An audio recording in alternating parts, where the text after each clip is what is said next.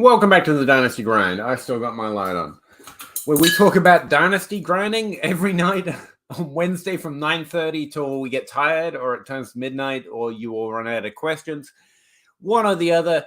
Here we discuss the correct method to use when on the pole for those older strippers. No, Dynasty Fantasy Football is really our focus. If you have any questions, thoughts, comments, or ideas, I guess, about fantasy football in general, drop them whatever comment box, whatever streaming platform you happen to be listening to us on. And yeah, that's about it. Me and Zach tonight, apparently, Dynasty Outhouse isn't doing the Got Fishbowl anymore, but yeah, notedly isn't back yet. Almost like that was just an excuse. I'm just saying. But let's get to it.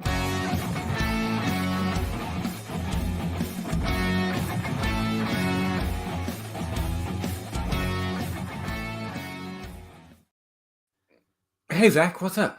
I want you to know that I can pop it, but there is no way that I can lock it. Well, that's how I was going to open up this discussion tonight. Like, we can pop, but I think at a certain point in your career, you just got to stop with a lock. I think that's the first part of.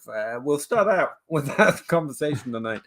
No, I just always thinking Dynasty Grind. I'm like, yeah, there's an obvious joke there, but yeah. At least one comment in here at 7:30. Hey, Genji, welcome back, or not, because you're not here. You just dropped in, left some comments, and then came back. No, he's room back again at 9:30. Genji's here. No, he just thought of something else and dropped back into the before stream thing. Heavy contender, a 25 first, or Sam Laporta and Antonio Gibson, 12-team Superflex.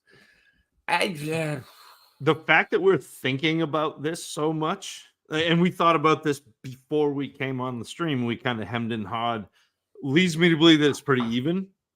I think probably just keep the first in most situations. Yeah, as much as I like Laporta, I'm not going to pay a first for Sam Laporta unless that league is a heavy tight end premium. So we're talking 175, 2. You know, if it's that tight end premium, yeah, I'll take Laporta because I like his profile enough that's fine, and I think Antonio Gibson will be fine this year too. But I would, in the proverbial vacuum, it's probably the first by just a smidge. I finished up my Scott Fishbowl draft today, by the way. Oh, I still got 3 more rounds left. I just hammered Rashi Rice and Jonathan Mingo just for you on the. Yeah, it's because you're all slow. We're fast talkers, fast thinkers, fast drafters over there in Cracker Barrel. Well, I got Mike Fiala in my draft. It's not, and Bob Gilchrist. Yeah. So slow minds, no competition. That's why you chose it, right? Genji, why are people so excited about some guy named Chigozazim? 6 points per game, 11% target share, not good in college. Draft capital, 36.5% rate, RTE, whatever that is. Receiving yards per team pass attempt, maybe. 3 targets per game, 38% snap percentage. What am I missing? People believe vacated targets are real. That's it. I've been railing against it for years to the point that you're all bored of it, but people literally think that's how it works. But you know who just picked up all of those vacated targets? No one. They didn't exist, but yes. DeAndre Hopkins. No, DeAndre Hopkins is going to see... That'll be the excuse of the lion's share. Yeah. Well, but DeAndre Hopkins is going to see the lion's share of targets in Tennessee. Even before DeAndre Hopkins landed there, like Chig was if he's tight end 14 or 15 off the board in your draft, like fine, go get him. If he's tight end 7 or 8 or 9, like let's relax there. And so we as dynasty players, we all are looking for the next big thing. And because some of the next big things to come out of nowhere came out of nowhere from the tight end position. So Kittle and even Mark Andrews, who was drafted second by the Ravens that year, like we're looking for places to exploit that. Although to me, Chig is not one of them. So Genji, like, I don't think you're missing much. I think you are seeing the new, like, run it out to the nth degree and hope on efficiency or long touchdowns or whatever and hope that increases volume, and it traditionally doesn't. We are always looking for the next big thing, which is what's really weird, where no one cares what they think leads to it doesn't, and they don't care about the things that do seem to lead to it. Like it's like second and third question I thought would be fun to answer, and it took me like 10 years to get all the data that I needed to answer it, to be fair. But it's like literally like that's why. Now, for context, he had a pretty good rookie season for a tight end. Those numbers, while they look flat in their face, if that's the argument, I mean, yeah, sure. But I mean, you're less excited about that than Greg DeLuch, who did better in his rookie season, but they're not. They like vacated targets is the reason. That's the reason. It's not a straw man. People actively behave as if they exist, even if they won't rank it that way. Flosaurus, 12 teams who flex start 10. Every fantasy person is telling me to tear down from Waddle, I guess, Drake London, AJ Brown. Tear down from that? No. I'm going insane thinking I have 3 of the top 10 wide receivers, exactly. But everyone is saying sell for a top 24 plus a 24 first. No. Not everyone is saying that. Again, let me know who those fantasy persons are. Well, but I would be interested in that conversation, because there seems to be a thought. If so many are saying it, I would like to hear the thought process, but it strikes me as bizarre. This is the same trap. It's the other side of the Chig trap. It's looking for two thing. Well, but this is like looking for the next big thing. But the problem is Waddle and London and AJ Brown are young enough that you're going to get points and you still have value. Now, Flosaurus, if we're talking about running backs and trading running backs and getting another wide receiver that has upside and a pick, then I think we have a conversation because of the shelf life of running backs, because of the dynasty shelf life of running backs, not even the points shelf life, but the idea of value and how people come off running back so fast. But like I'm not selling Waddle and AJ Brown. Like Drake London, I would consider coming up. I was going to say Drake is maybe more risk than reward at this point, but outside of that. But I'm going to have to get somebody like JSN or Jordan Addison if I'm coming off of London,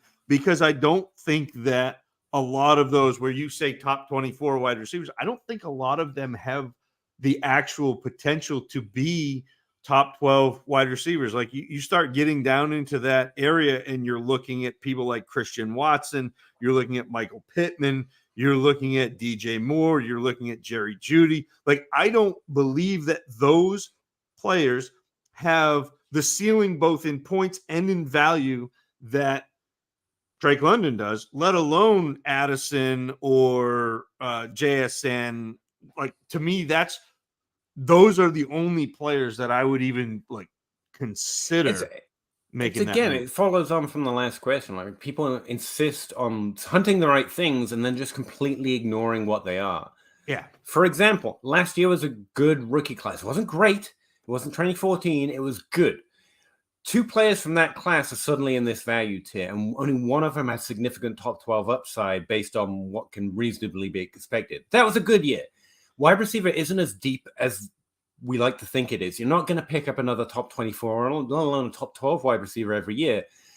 If you said this about, I don't know, Cooper Kupp, Amari Cooper, Devontae Smith 3 years ago, the point isn't that they have to hit those ceilings every year. The point is they will be still good in 3 years, and we don't add that many more successfully over the draft year. So essentially what you're selling them for is a worse wide receiver and someone who will be Terrence Marshall in a couple of years. That's the likely outcome of that trade. Whereas running back, to Zach's point, it flips. Like it's literally just the opposite of where the numbers are. What happens most often, most of the time. It seems like that shouldn't be an edge, but that's an edge. Shimmy, which is a fun name to say, even though I probably say it wrong. And knowing that players like Kendre Miller maybe on the NFI, so right? Non-football injury, yeah, because he's already on the list. And come game 1 of the season, thus requires to miss the first 4 games. What's Kendre Miller and other projections if they miss the first 4 games. First 4 it's not a concern. The question, especially for someone like Miller, who always maybe he'll find a segment of the season to take over opportunity and then to show what he has, and then maybe the team likes it. But he's low drafted enough. He's always kind of that proposition. Not we're expecting him to become one of those top 12 dominant. And even when they do, it's it's James Robinson, who's even lower drafted, but even then there's a little question marks of the draft capital. So any tilting over Kendre Miller is just adding value to him at this point, because he was always that kind of bet.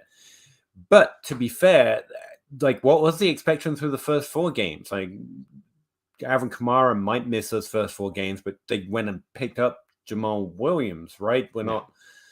I agree, go for the younger player, especially this year at running back, but we didn't have and he was going to demonstrate he's now worth a first-round pick through the first 4. I think anyone who's adjusting based on this was expecting something a little unreasonable through the first 4 games, It's really funny. All of these questions to me are tying together in the way we like collective, we as a dynasty community overvalue our ability to predict picks and to make picks and to make the right picks. Like, Kendre Miller was a 3rd-round running back. Like, Kendre Miller is not a lock running back. It's not like he was a 1st-round running back. It's not like he was even a second. It's not like when Cleveland made the Nick Chubb pick at the top of the 2nd round. Like, this is a 3rd-round, like, dart throw running back who's sitting behind Alvin Kamara and now Jamal Williams, both of whom are really good, proven NFL running backs. And the NFL doesn't value running backs, clearly as highly as it did. But it's not. So when we're making bets on Kendre Miller, you're not making a bet on Kendre Miller in the 1st round of a rookie draft. You're making a bet on Kendre Miller in the 2nd round of a rookie draft or a 3rd round of a rookie draft. Well, the 1st round has about a 50% chance of you making a good pick and having that pick be successfully traverse the league and finish with a top 24 season. Like, that's a 50-50 proposition, and it's higher the higher up you go, so the closer to the top of the 1st round. By the time you get into the 2nd round, you're somewhere below 30%. By the time you get into the 3rd round, you might as well close your eyes and throw a dart. Like, this is just kind of high. But because everyone talks with such authority as fantasy football analysts, we know what we're talking about. No, we don't. No, we don't. We have an idea. We have a way, the good analysts have a way to mitigate some of the failure and succeed more than we fail. But saying succeed more than we fail, well, I mean, Peter, you just said that if we hit 55-60% of the time, then you're spectacular. So if you do that consistently, you're better than everyone, and no one does that consistently at any one position or as a whole. That's why ADP is good, because you might beat, and I think I do, certain places, certain wide receivers, certain values, certain picks, certain positions, certain years, that kind of thing. But I'm not hitting better than ADP consistently every year. That's where the ADP argument comes in. I also think it's just a lack of practicality and application for the sake of content. Like, everyone knows how to follow the rules, establish the rules when there's nothing on the line. But when it gets to the NFL season is getting closer and closer, and you start to panic because you've really been parroting things you read, and it's fairly easy to find this information and them rank, and my ranks aren't that different than anyone. But then we get to the practicality of putting your money on the line of what is Kendre Miller's as a bet. Everyone's like, oh, well, you should adjust now because it might be negative, even though it might have been 3 months ago too.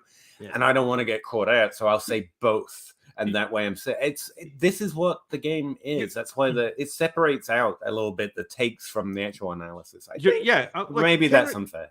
Kendre Miller's a fine running back, but he was always a running back that you're hoping catches a break, and not hoping catches a break, but he needs a break to get into the lineup to be able to show you that he's a good running back. So the first 4 games of the season, it really doesn't matter. I mean, I don't know what the injury is. I don't know what's going on with him. So there may be something deeper, but because I don't have that information, nothing has changed for Kendre Miller. For me, he's a good, a better than average bet in the second round of your rookie draft, toward the back end of the second round of your rookie draft, because he's a running back with a decent profile coming out of college. A really interesting profile right now. Like that type of running back's kind of undervalued a little bit in Dynasty, but that's what it is. It's very likely you're hoping for a 4-game stretch at some point, you know? Yeah. And he's very good. He's a good rushing running back. The other thing I was going to point out is it's like, the reality of it's difficult to deal with. Like week 1 comes along, all Sky Moore has to do is catch 5 passes and go for 56 yards, and suddenly everyone else is wrong. And when you start having to put that on the line, and it's 1 week away, and he's a human being that's very good at football, so perfectly capable of doing it, it's a little difficult to stick by what you were saying in the off season. So I think that's part of it as well. But maybe I'm hopping on it. 1 point PPR, 0 tight end premium. This was that trade. No room to say that. Okay. For this trade, I don't think that trades. No, like that. No, it doesn't change it at all. We stand by what we said. But I appreciate you letting us know, because you never know. We might be like, oh, well, in that case. Good evening to you, sir. Thank you very much, Dame Overboard. Appreciate that. Nice to see you in here. For a start, I thought it was just going to be us and Genji for a while, and we were cool with that. But it's nice to see some other faces. Any top 24 wide receiver. It depends how they're defining that, by DLF, ADP, by scoring, blah, blah, blah, blah. I would say, look, and there are trades here. Like Zach said about Drake, London, he's a little bit more interesting in terms of his value and risk potential. And you could be arguing, like, go get Amari Cooper, who's a little underrated as a top 24 wide receiver, or I guess Deebo Samuel, because he's had that top 12 upside, but he's definitely more of a top 24 wide receiver right now. But even those trades get the value right still, because there's more risk in them. But like I'd probably rather keep London in most, even London in most trades. I did recently write. I'm not going to get into that. I just did a video on it, and I wrote it up for DLF. I was comparing DLF ADP and Scott Fishbowl ADP as like a better, more recent, updated redraft ADP. And I thought it was interesting. You could segment it into 4 sections when you look at dynasty ranks of what players that ranks clearly like, but they like less than ADP, suggesting that the risk is greater than the reward, and the opposite. And Drake London's one of the ones who showed up on that list. Like, we like him above average, but not as much as ADP because we're a little nervous. And I thought that was an interesting name to show up. 10-team startup in a 24 of 30. Hammering running backs. Exactly right. Running back picks you really like. Obviously, hard without seeing the board. Yeah, Clyde Edwards-Helaire is one that's I've not big on Clyde Edwards-Helaire now, but it's not like he lost his job. There'll be startable weeks there. He's not the type of running back I'm targeting heavily right now. Like, I've been picking up young players who and players who haven't done anything is kind of where my mind's at on running back in general. So Jordan Mason was an interesting one I find at the back there pretty often. It's those kind of players. And also then you go to your rookies. Like, it's a place I like. Evan Hall. I wasn't big on him in his profile, but he is, round 20 to round 30 level pick. And he's a rookie running back with an interesting skill set. And you can go and check out whoever's analysis you care about rookie profiles. But that's the type of running back I'm looking for down there. And those are 2 names that jump off the top. I just finished up with Scott Fishbowl, as I just said, and I probably drafted a few. So Keontae Ingram is an interesting one. Yeah, that's one. James Conner. To me, I like Zamir White. So I'm playing a little bit off. Well, no, listen, Peter, because this is a micro market. I'm playing a little bit off people being afraid of the running back market right now, and being afraid that maybe Josh Jacobs doesn't play, being afraid that maybe Saquon doesn't play, being afraid that that's going to happen. And so adding Zamir White, adding Eric Gray, because if the fear happens, you've got a chance to trade these players before they even have a snap for more value than what you snatch them up at as a 24 pick 240. Yeah, exactly. That's why running back works well down there, and also tight end a little bit. A few names. Yeah. I've picked up Ingram in a startup recently around down there around the 20th round or so. And Jordan Mason has been one again, not a lot. Exactly what Zach's talking about. Sean Tucker. I know you don't want to hear that because you like Rashad White, but Sean Tucker is Sean Tucker's a great one down there. Deuce Vaughn, He was in the 20th. He was in the last round of the Scott Fish Bowl, and like everyone in there is really up. Like, and Deuce Vaughn's just like the forgotten rookie with some draft capital and maybe pass catching and maybe Zeke. Blah blah. You're just looking for those uncertain situations where you've got a young player who's more of a mystery than not. Like, this is something I put in my video that I haven't been able to upload because my whole internet went out yesterday for like 24 hours. But we talk about, maybe about some mystery boxes a lot, but you've got to understand what it is and when to do it. Like, mystery boxes are great at a certain point. It's like, actually, that's a better example than my video. JJ Zacharyason's recent podcast was talking about how rookie players often come at value in a redraft league because no one's seen it yet. So you're more likely to take someone else. And the fact is, again, understanding where things come from, especially this year, like that's like the opposite of what you should expect. The fact that Deuce Vaughn's never played in the NFL makes him more interesting than Ezekiel Elliott, honestly, deeper down you go, or Leonard Fournette, because there's more upside in that. But he was talking higher up the ranks in the running back dead zone, why rookies or younger players tend to hit in that dead zone a little bit more often. But it's a good symptom of the problem of sometimes mystery is what you're looking for. Adam Hosted, I think, has got a heuristic on this one, which is something like, the certainty of mediocrity or something like that. But the player who you don't know what he is better than the player you know for sure is bad or bad, quote unquote. And that's what you're looking for. You're looking for some mystery, some little, who knows? And sometimes it gets real deep because in a qualified league, like I'm picking up running backs who I've never heard of, but they're on a depth chart or they're young or they've recently been added. The other player that if he's still around and he's not going to be value, he's going to be points, that because everybody is so excited about the new offense in Baltimore and they're so excited about J.K. Dobbins that Gus Edwards, I've picked him up a bunch. Yeah. Like if I was doing best ball leagues this year in underdog, I think I'd have Gus a lot. I'm pretty sure. Yeah. So I just took him on the 17-18 turn in the Scott Fish Bowl. I got Gus Edwards and Chase Brown. So anyway, so there's some names, but hopefully, obviously what we try to do is establish a path towards you picking out your own, because you probably have evaluations or you've watched players that I don't watch at all, or player that you liked as a rookie and now it's the third year and he hasn't got on the field. You could count that as a mystery at a certain ADP, like Keontae Ingram. I liked him as a rookie and nothing's happened and that's bad. But down here deep, I'm like, take another shot on Keontae Ingram. Why not? Looking for those mysteries. Jonathan Lucas, welcome in. Trying to sell Kamara. Yeah. Good luck. What should I try and trade him for? In a weird spot where I just won a championship but will likely have a top 324 first-round pick. That's a familiar spot. Good one to be in.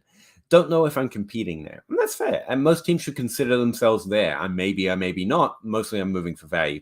Kamara's a difficult trade right now. You might be better off waiting for the season when he scores some points, whenever he gets back to the field.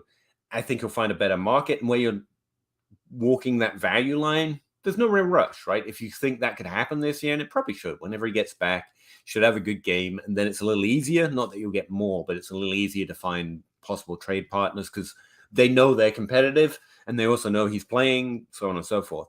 But in general, my thought process goes to a second round pick at some point, but that's not the ideal. It's not what you're like. Listing after seconds is a thing, but it's not the ultimate end goal. So what can I add to Kamara to get something that is the end goal? So there are two directions: roughly second round value, wait for your windows, which is true in both cases.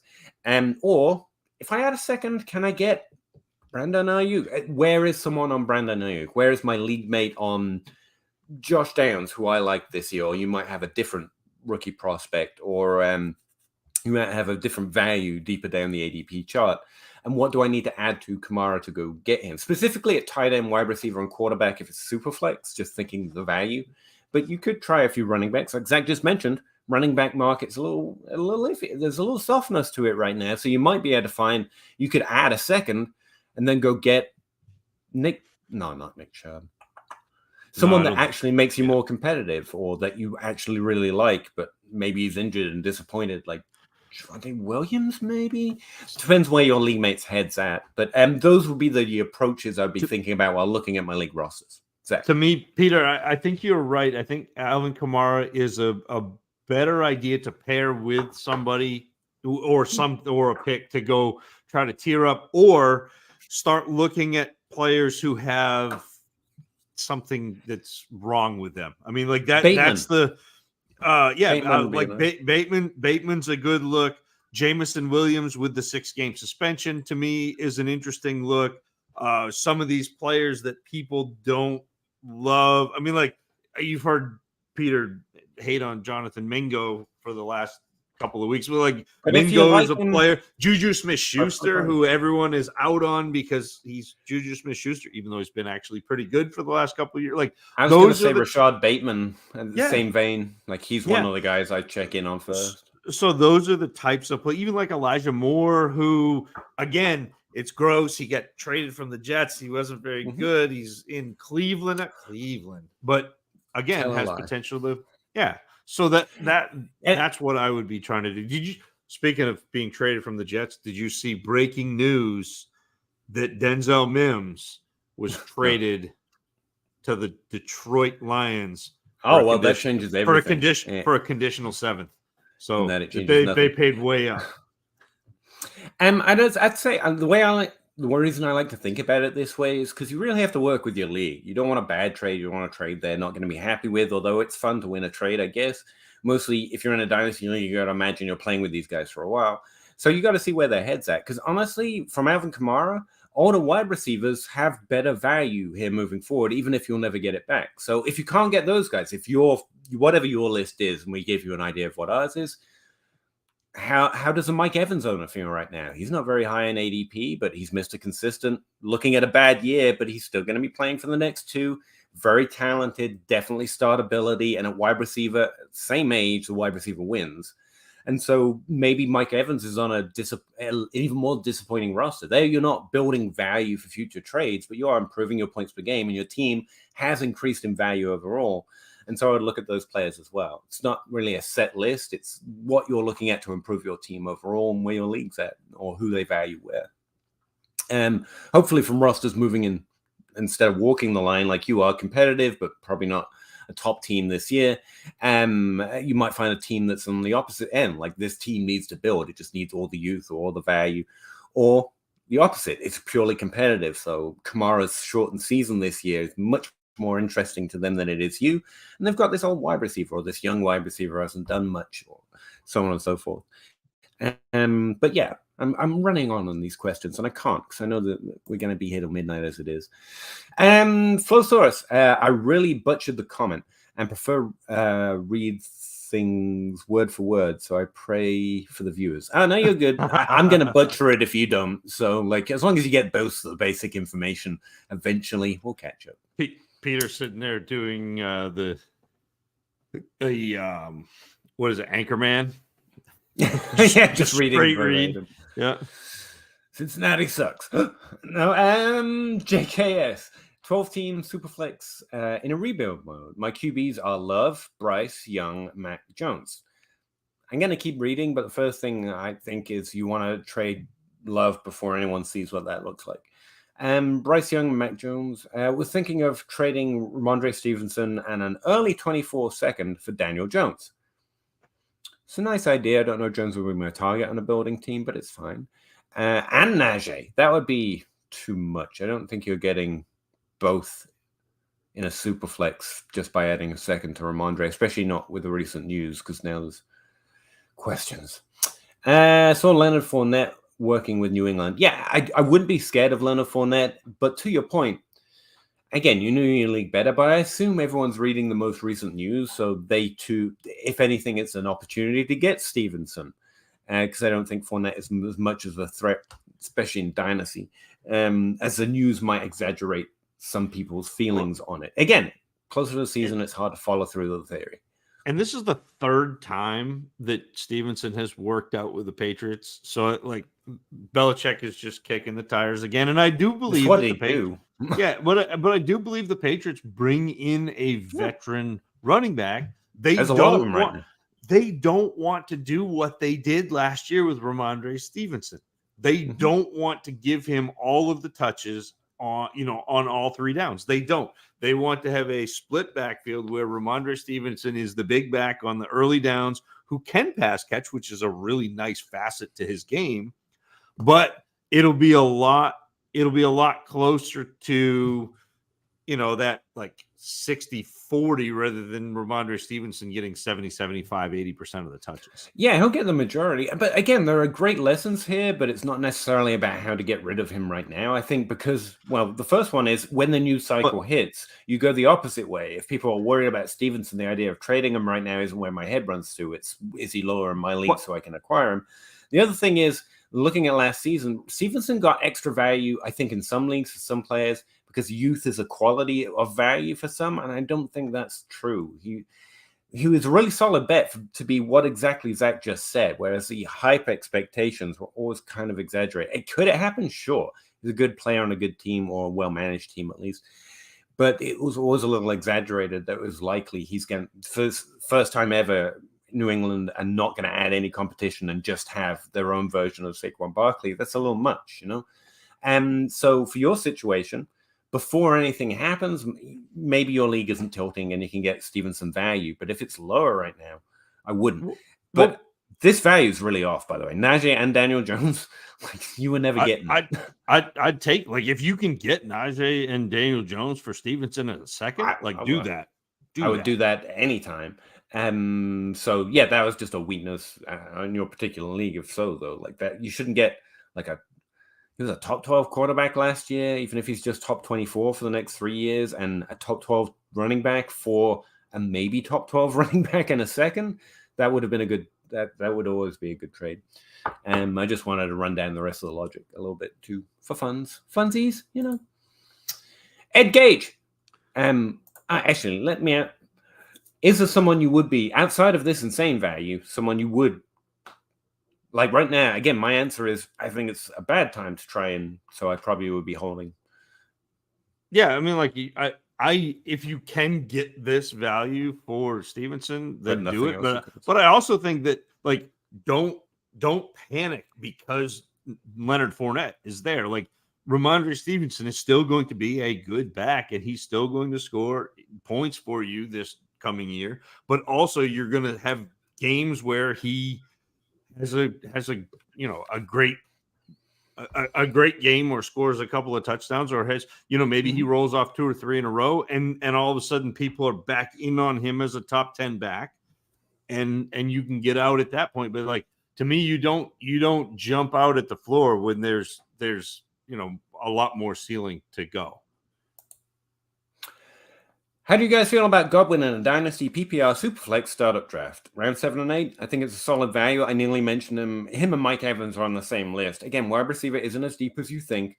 The majority of good seasons are scored by a minority of players, and most of the projection of, there'll be plenty is just not looking at how often it happens.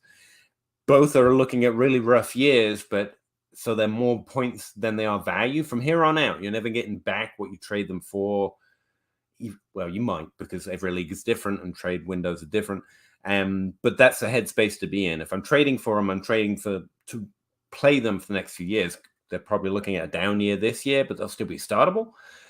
And they're just going to be those older vets who are consistently, good values because people value age when they shouldn't. That's where my head's at. And he should be in that window of, being at the peak of his art 27 for points. 27, 28, 29, 30. Like, he's got 4 years of being in that window of the pinnacle of a career. So, like, don't get too scared by Baker Mayfield this year. Chris Godwin still is going to be a productive. I mean, he killed Landry, so it's going to be rough. But you got that right. I do not expect very much from Tampa this year. I think they are going to be worse than people think. Their offensive line was terrible last year, and it's going to be ugly. But yeah, that's where my headspace is at. Like, we've been we've been talking about how older players come at a value in Dynasty for a while, but it took me longer to figure out why I wasn't finding them. And it's because those guys that I don't like anymore are those older players who are falling in value. So it's not Cooper Kupp right now. Like, everyone with Cooper Kupp's like, no, I remember the upside. It's okay. But Keenan Allen, like, he's fallen like to the 30s in ADP. Chris Godwin, Mike Evans, these are the players who are actually tumbling because there are reasons to be immediately concerned. And you have to go in on the theory of older players still being good long term, despite their value windows dropping off. So that's where I'm at. 7th and 8th round for Godwin, depending on who's left, because that's the question. ADP and ranks are the question at that point. But I think it's a very good, very solid pick in most drafts. Flosaurus, there are a lot of people saying, wide receiver 8 to 24 have the same points per game. So tiered down and get a first. Yeah, maybe, but if you start throwing names in it, we can be more specific than that. Well, for a start, the drop-off is actually pretty severe. Yeah, and with your question, we did. But 8 to 24, there's a significant drop-off there. And I would say that points per game don't tell the full story. Like, CeeDee Lamb was a top 12, but he wasn't as fun a start as a lot of top 12 players who had a larger percentage of their game inside the top 12. And that's a trend we can track, too. So points per game isn't the be-all and end-all. And yeah, Zach, sorry, Ken. So, like, Waddle and A.J. Brown are giving you somewhere between 40 and 60 points over the season above what you're getting for a replacement out of those the bottom tier of the top 24. Like, they are head and shoulders. Yeah, like head and shoulders. Like, I know that the difference between 17 and 14 doesn't look like a lot when you're looking at it week to week. But that's points per week. And so over the course of the season, that adds up. And I think people are getting really caught up in like one specific, like it doesn't look like much when you're going points per game. And there is a really flat tier of wide receivers. I don't want to be in that flat tier of wide receivers. I want to be above that. And you already are. So why not hang on to that? Now, Drake London is the exception out of the three because Waddle and A.J. Brown, I think, are in that tier above where you are actually getting a positional advantage from them, especially if one of them is your wide receiver 2, which if you have both of them, by default, one of them has to be your wide receiver 2. So you're gaining an advantage over the other teams in your league by having A.J. Brown and Jalen Waddle. Now, if you can do that same thing with somebody like Drake London and trade into a player that you think has upward mobility but is still scoring similarly to Drake London and get a piece on top, now we're talking. But don't just blindly trade back because somebody said, oh, there's a flat spot in wide receiver. There is a flat spot in wide receiver, but you don't want to be in it. Yeah, and you would be trading into it by those trades. But it's another reason I don't like points per game. I don't like using stats as if they're generic. This is a magic stat. Because if you understand what points per game is, it's good at certain things. It's not good at other things. It's not the points on average they score in a week. It's not points per week, actually. Because it's just their points smeared over the number of games they've played. So when you look at a player having 33% of these games in the top 12, that means there was less consistency in those top 96 weeks. But they were getting a higher upside on a weekly basis. So they were scoring 20 points sometimes and 4 points others. That's actually what matters and what matters more, whereas points per game kind of smears it. So total points actually does a better job for you there, like what Zach was just pointing out, the 40-point difference. So yeah, anyway, just a side point, but it's why points per game used as a magic stat is also blinds you to something. Like that flat spot is not nearly as flat as it looks.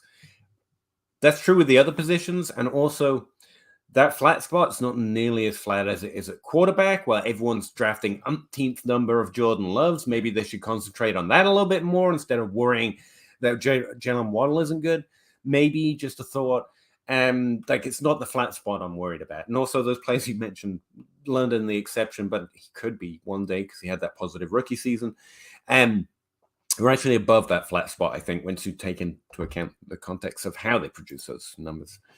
I'm president of the Tight End Sleepers fan club. The Hate Club. Okay. I also run the Sky Moore Hate Club. Well, join mine. Mine was earlier. I started my clubs earlier. Sleep, not particularly Chigon Konku, just sleepers in general. Like I'm on the record as hating all of them. And Sky Moore, God, get in my mentions where they're going at me about Sky Moore. If you could help me a little bit, I'd appreciate it. Flosaurus, they putting the 3 I mentioned into 8 to 24 range. Yeah, They that's are wrong. Ridiculous. And also 8 to 24, like we could pull up the points per game. I think they're even exaggerating where that flat spot is, but it doesn't. The flat spot is about 4 players below Waddle. Yeah, but and it's not strictly wide receiver. There's a flat spot everywhere. Yeah, there is nothing more useless, and this is true based on all that when you break into the nuance as well. There is nothing more useless than a top 24 running back who isn't top 24 because he missed games. Like if you're looking at points per game, then top 24 running backs are what you just flat out don't want. Not only they're less startable on a weekly basis positionally, they're literally not competitive as flex starters. Like you should be starting some tight ends or kickers over them. There's nothing more useless than a top 24 running back who's actually a top 24 running back. But I guarantee that analysis will be paired with it because they're looking at points per game and thinking about the flat spot and the drop-off, whereas running backs are positional advantage. There's fewer players at running back that actually add that positional advantage. That's the counterpoint to that. There are more wide receivers that have that positional advantage, which Waddle is well within that tier. Maybe not CeeDee Lamb, again, because when you break down his upside weeks, it's a little lower, it's a little later breakout. So, maybe CeeDee Lamb I'm okay pulling that kind of move with, but I don't feel too much pressure to do it. In a 12-team start 9 bench, 11 superflex, 0.33, really specific, points per carry, tight end premium, 2 points PPR for the tight ends. Think of trading Higgins for a top 5 wide receiver. So T plus Watt it depends who your top 5 are, to be honest with you, because I don't want to say top 5 and then you trade for Christian Watson like you told me to. Like, because Higgins isn't that far away from me from a top, like he's top 12. Yeah. I think if I check my ranks. But if you're talking Justin Jefferson, Jamar Chase, I think Higgins would be in the tier we're talking about with Waddle. Maybe not. No, I think he's just a little outside bit below. that tier. Like he's there's just DK, below. There's Waddle. He's probably just slightly below that. Yeah, to me, AJ Brown, AJ Brown, AJ Brown and Waddle are kind of in that tier above. Okay. So we've got room to work with here. Yeah, so you're looking at like Jefferson, Chase, Lamb, Waddle, AJ Brown ish. So the problem is here, Higgins is also young. So you've got, and young and good is a value, not youth by itself, like I was saying earlier. So to trade up into that tier, the easiest way is to try and do it flatly to a Stephon Diggs. I think Tyreek Hill could easily be said to be that in points. And then you're skewing across the points and getting that top 5 by, adjusting the value to their age, maybe. Or you could do the same with Cooper Kupp, like top 5, but not in value, and therefore you're getting a differential. That's just to throw that out there. But if you're talking about literally going up to the top 5 in Dynasty, it's Jefferson, Chase, Waddle, maybe DK, maybe AJ Brown, maybe. That's about your options, I'd say. But I think Theo, maybe Wilson. I think, and you got to add a first. Sorry, I was just no, Peter, and you're right. You got to add a first, but I think that's the direction that everyone is going. And so everyone is looking. You got to do it like a magic trick. You got to get the audience looking over here and then make the trade. Like I think what Peter said with Tyreek Hill is spot on, or Devontae Adams or Cooper Kupp, because you can get the points, but with at least Kupp and Adams, you're going to get something on top of T. I was going to say you reverse where the plus is there. That's just to make clear on that. Like you're not adding a first to get those guys. Yeah, so all of a sudden you get a hammer at the position by giving up value, even though you're gaining points, which is really, like, to me, points are more valuable than value. I know that I'm in the minority in this era of Dynasty fantasy football, but I like to win. It's nice. I have how novel. So the last 4 years, and this is, I don't mean it to sound like this, but it's going to be a little bit of a humble brag, but the last 4 years, so the place that I work, the shipyard that I work, has a mandatory shutdown over Christmas. You can't work over Christmas. They don't pay you for that week. It hasn't mattered the last 4 years because that's been the week that fantasy football pays out. And I've been able to get my paycheck from fantasy football for that week. And so winning to me is kind of nice. It's It's a fun thing to do. And this making the trade, Peter, that you suggested by pivoting and instead of looking at the top 5 value, looking at the top 5 scoring and seeing that 3 of those players are undervalued, you could get something on top of those players for Higgins. And that to me is a really nice move. And I think you're right to say 3 to 5, because obviously the 2, Jefferson and Chase, you're just not going to find a good value there either way. But to be fair, if you can trade for Justin Jefferson or Jamar Chase, you just do that. I wouldn't be scared of it, but you're probably going to find better trades elsewhere. Yeah. Thoughts on the Denzel Mims trade to the Lions? I'm sorry, I got nothing. Like it's still not roster worthy for fantasy, obviously. Flowsaurus, damn, Theo jamming in a Denzel Mims question. Yeah, really throwing the difficult ones at us. I'm rosterable, exactly. Nice shirts, thank you very much. Yeah, I got this from a small little website called Fantasy Cats. Theo the Greek, Mims truther. Yeah, it's been a rough ride for you, man. I hope maybe the unlikely happens every now and again. He built. I heard some rumors that he might switch to tight end at some point. I'm rooting for the player. Genji, I'm not a fan of Kendre. A fan would be strong at ADP, but I got him in a league at 2.08. Yeah. And you're like, that's okay.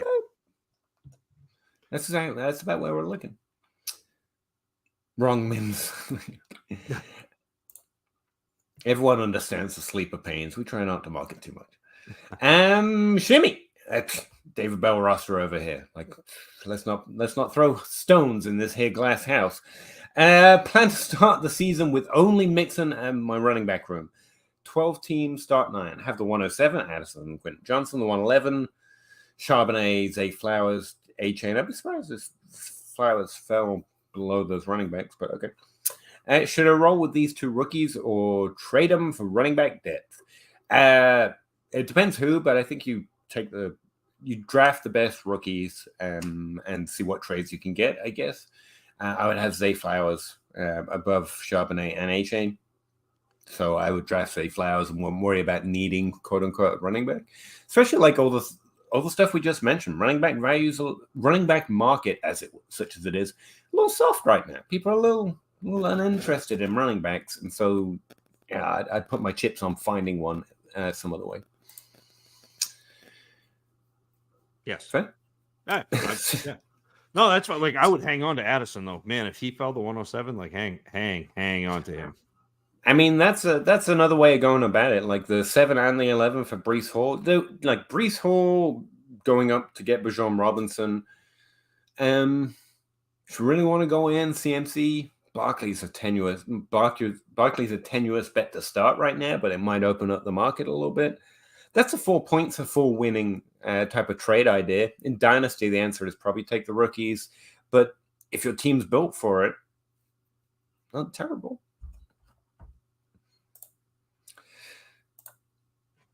Did someone say Sky Moore and catching the ball? No. No one's ever said that. I don't think anyone Those did two that. things have never been never been put together. Zamir White, gross. Yeah, it's meant to be gross down there. Okay, we're down in the sewer. We're like round 28 to 30. But again, it's not Zamir White for Zamir White's sake. It's Zamir White because everybody is panicking on running back contracts and whether or not there's going to be a holdout. And then all of a sudden, if you can trade Zamir White for a second round pick, if you add Zamir White in the third and get a second, you won. Matthew, thoughts on CMC and Dolchich for Chubb and Addison? I mean, I like both CMC and Chubb. CMC is one of the few I'd like more than Chubb. I like Addison a lot more than Dolchich, so it's kind of balanced.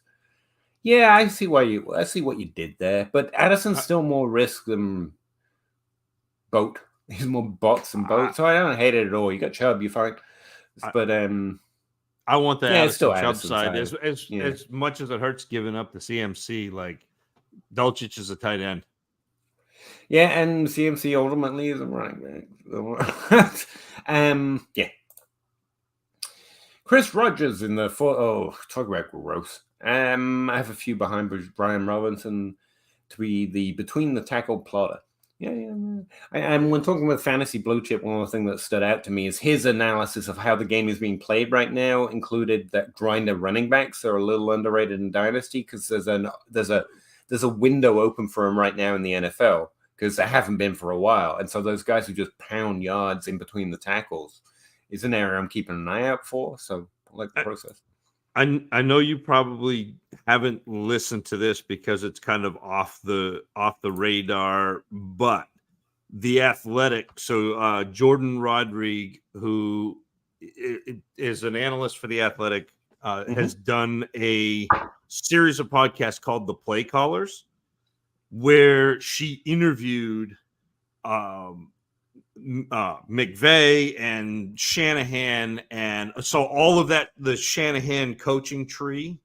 And one of the things that was talked about is how the league is shifting and how being able to run between the tackles with big running backs is going to be an advantage with the way defenses are being played.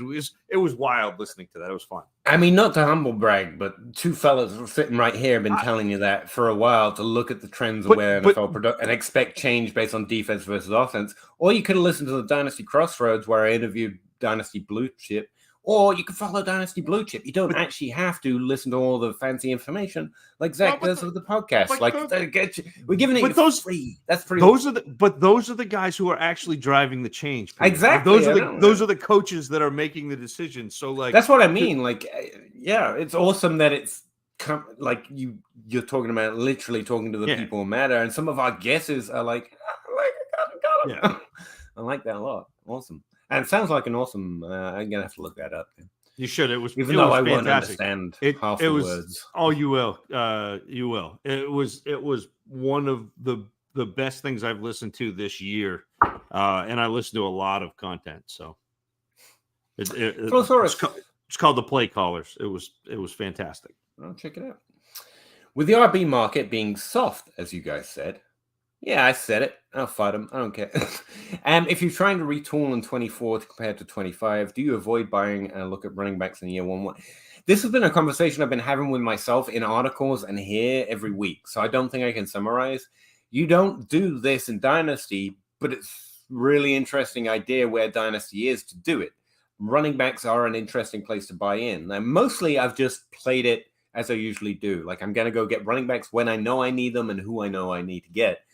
But I have made a few trades for Aaron Jones this season, off season, and I have made a few moves to add a few of those deeper running backs, particularly for that reason that the value is just right, even if it turns out I didn't need them or if it turns out I'm wrong on those running backs. And I got Aaron Jones for a second round pick, before the dip because the off season was here. And so I assume he's a little easier to get now, and depending on where the hype is on him. So, yeah. A little bit, but I'm doing it very soft because in general, in Dynasty, it's a bad way to go for everything we just talked about. But the drop-off, if they fall into the top 24, literally you just got a player who didn't matter at value, and that doesn't matter. But yeah, that's why I've been interested in Rashad White, or that Zach hates, or Damian Pierce. These aren't the players I usually like, but the players everyone else hates already. And the market's a little soft, so I've been investigating in my leagues, and mostly it's just resulted in a couple extra Aaron Joneses, which is fine by me because I don't want to go all in on it. But yeah, I'm flirting with the idea, to be honest, especially because it's new and young running backs or underdrafted running backs as well. Is an interesting place to look right now for the coming season based on trends. I said it on that breakout video that no one watched. Chris Thompson, full Dynasty rebuild, 1 QB, 10 teams start 8. Trade Diggs and Bateman. Remember that. And a 24 first. You don't like that. For Burrow, Drake London, or Quentin Johnson. Trying to get rid of Diggs before he falls. It's the wrong attitude. Yeah, but you're getting Burrow. Oh, it's a one quarterback. No, you don't want. Yeah, no. I'm going to say it's the wrong attitude, whether it's a good trade or not, because my headspace just isn't in a get rid of Diggs before he falls off. For a start, players don't fall off. They get hurt. Adam Harstead, Mortuary Table article. It's a must read. Seriously, it's a must read. And you got to think about the position a little differently. Having said that, the trade itself, where you're getting Quentin Johnson or Drake London, as a potential, it's balanced. But in this case, because it's a non-super flex, I don't think Burrow's enough with them. And so my answer would be I'd keep Diggs and Bateman, honestly. Yeah. I'm as hopeful for Bateman this season as Quentin Johnson and Drake London. The difference is Bateman's never going to have the value increase if they hit a similar season production. So he's lower. But still, there's an equality there in terms of my expectations this season. And Diggs is just going to kick all four of these guys' butts in terms of total season numbers. So, yeah, it's a Diggs side. If I'm building, I might be interested in this kind of trade, but you got to go another way, not quarterback. Yeah. So here's the thing: in a one quarterback league, Burrow's probably worth the first. Yeah. Okay. So there's no way that Diggs and Bateman, like you're not trading Diggs and Bateman for London. Yeah. So no. yeah. So like as much as I like to get the advantage at quarterback in a one quarterback league, I'm going to do it sneakily. I'm not going to do it this way. And Peter's right. Like Diggs is fine. Diggs is, you're scared of Diggs because there's been noise in the offseason that he's a diva. Well, guess what? He's always been. Like if you followed Stephon Diggs at all, he's an interesting cat. But guess what? I mean, it's the Denny Carter tweet. There's nothing, never been a truth. That's what, and that's what it is. I'm pretty sure Cooper Kupp is that way too, maybe somewhere. I don't know these people. But it doesn't matter. It doesn't matter. We don't need to date these people. Stop thinking about it as a dating profile. Have you ever seen the interview in Minnesota where they're asking all the guys who on the team they would least like to date their sister, and they're all going Diggs. Diggs.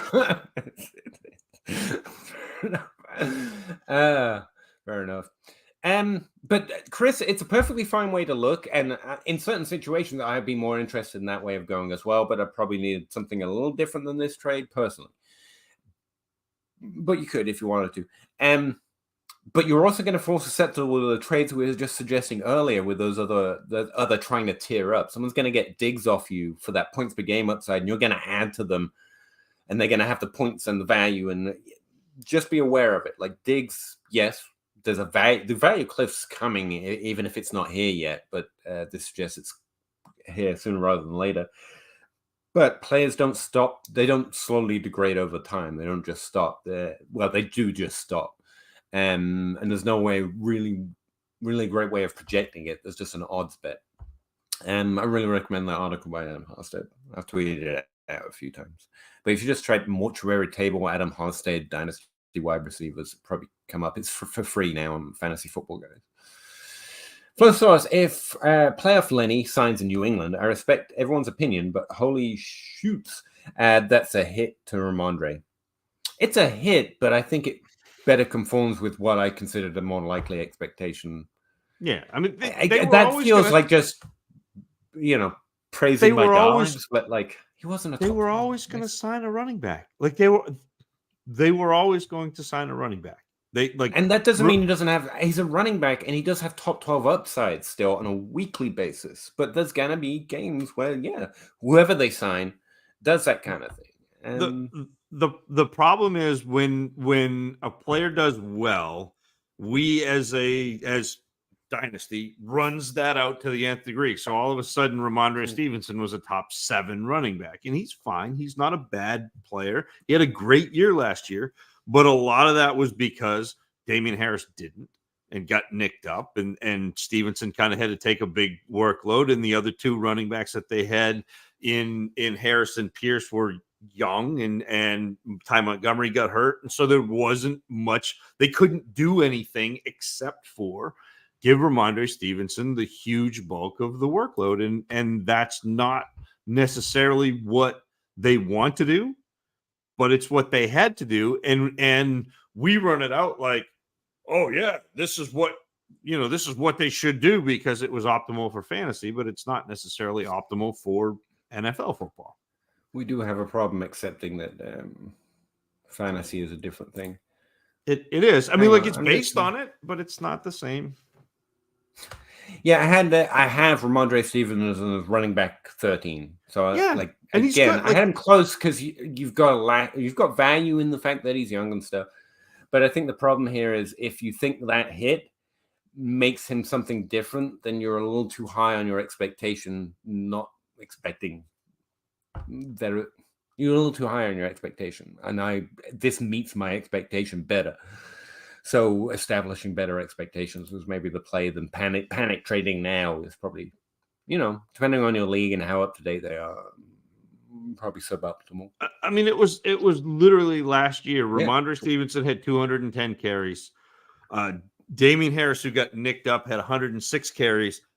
And then the next running back had 18 carries. So, like, this is not a typical, like, expecting Ramondre Stevenson to have, 70% of the carries. It's not a typical New England. And yeah, Flosaurus, this is the whole point as well. Again, well said. I just didn't have that extra 4 touchdowns and that extra 100 yards in my expectation for him already. Yep. Eric, Big Bad Boo. I'm going to say that big. I like it. 12 team 12 team start 7. Wow. Non PPR. Wow. I might have to cut one of Ramondre, Etienne, Dobbins. Who would you cut? Cut one of them? No, Etienne stands out to me in a non PPR start 7. Like, I think Dobbins and Ramondre have higher weekly upsides, and that's again, it's running back. That's where my head goes to. Like, on a weekly basis, who has the higher upside? Yeah, the funny thing is, Ramondre Stevenson and Etienne were virtually neck and neck, like, points per game last year. And Etienne's already had his competition. Again, not that he won't be the guy, just that there's someone to take away a little bit of that work.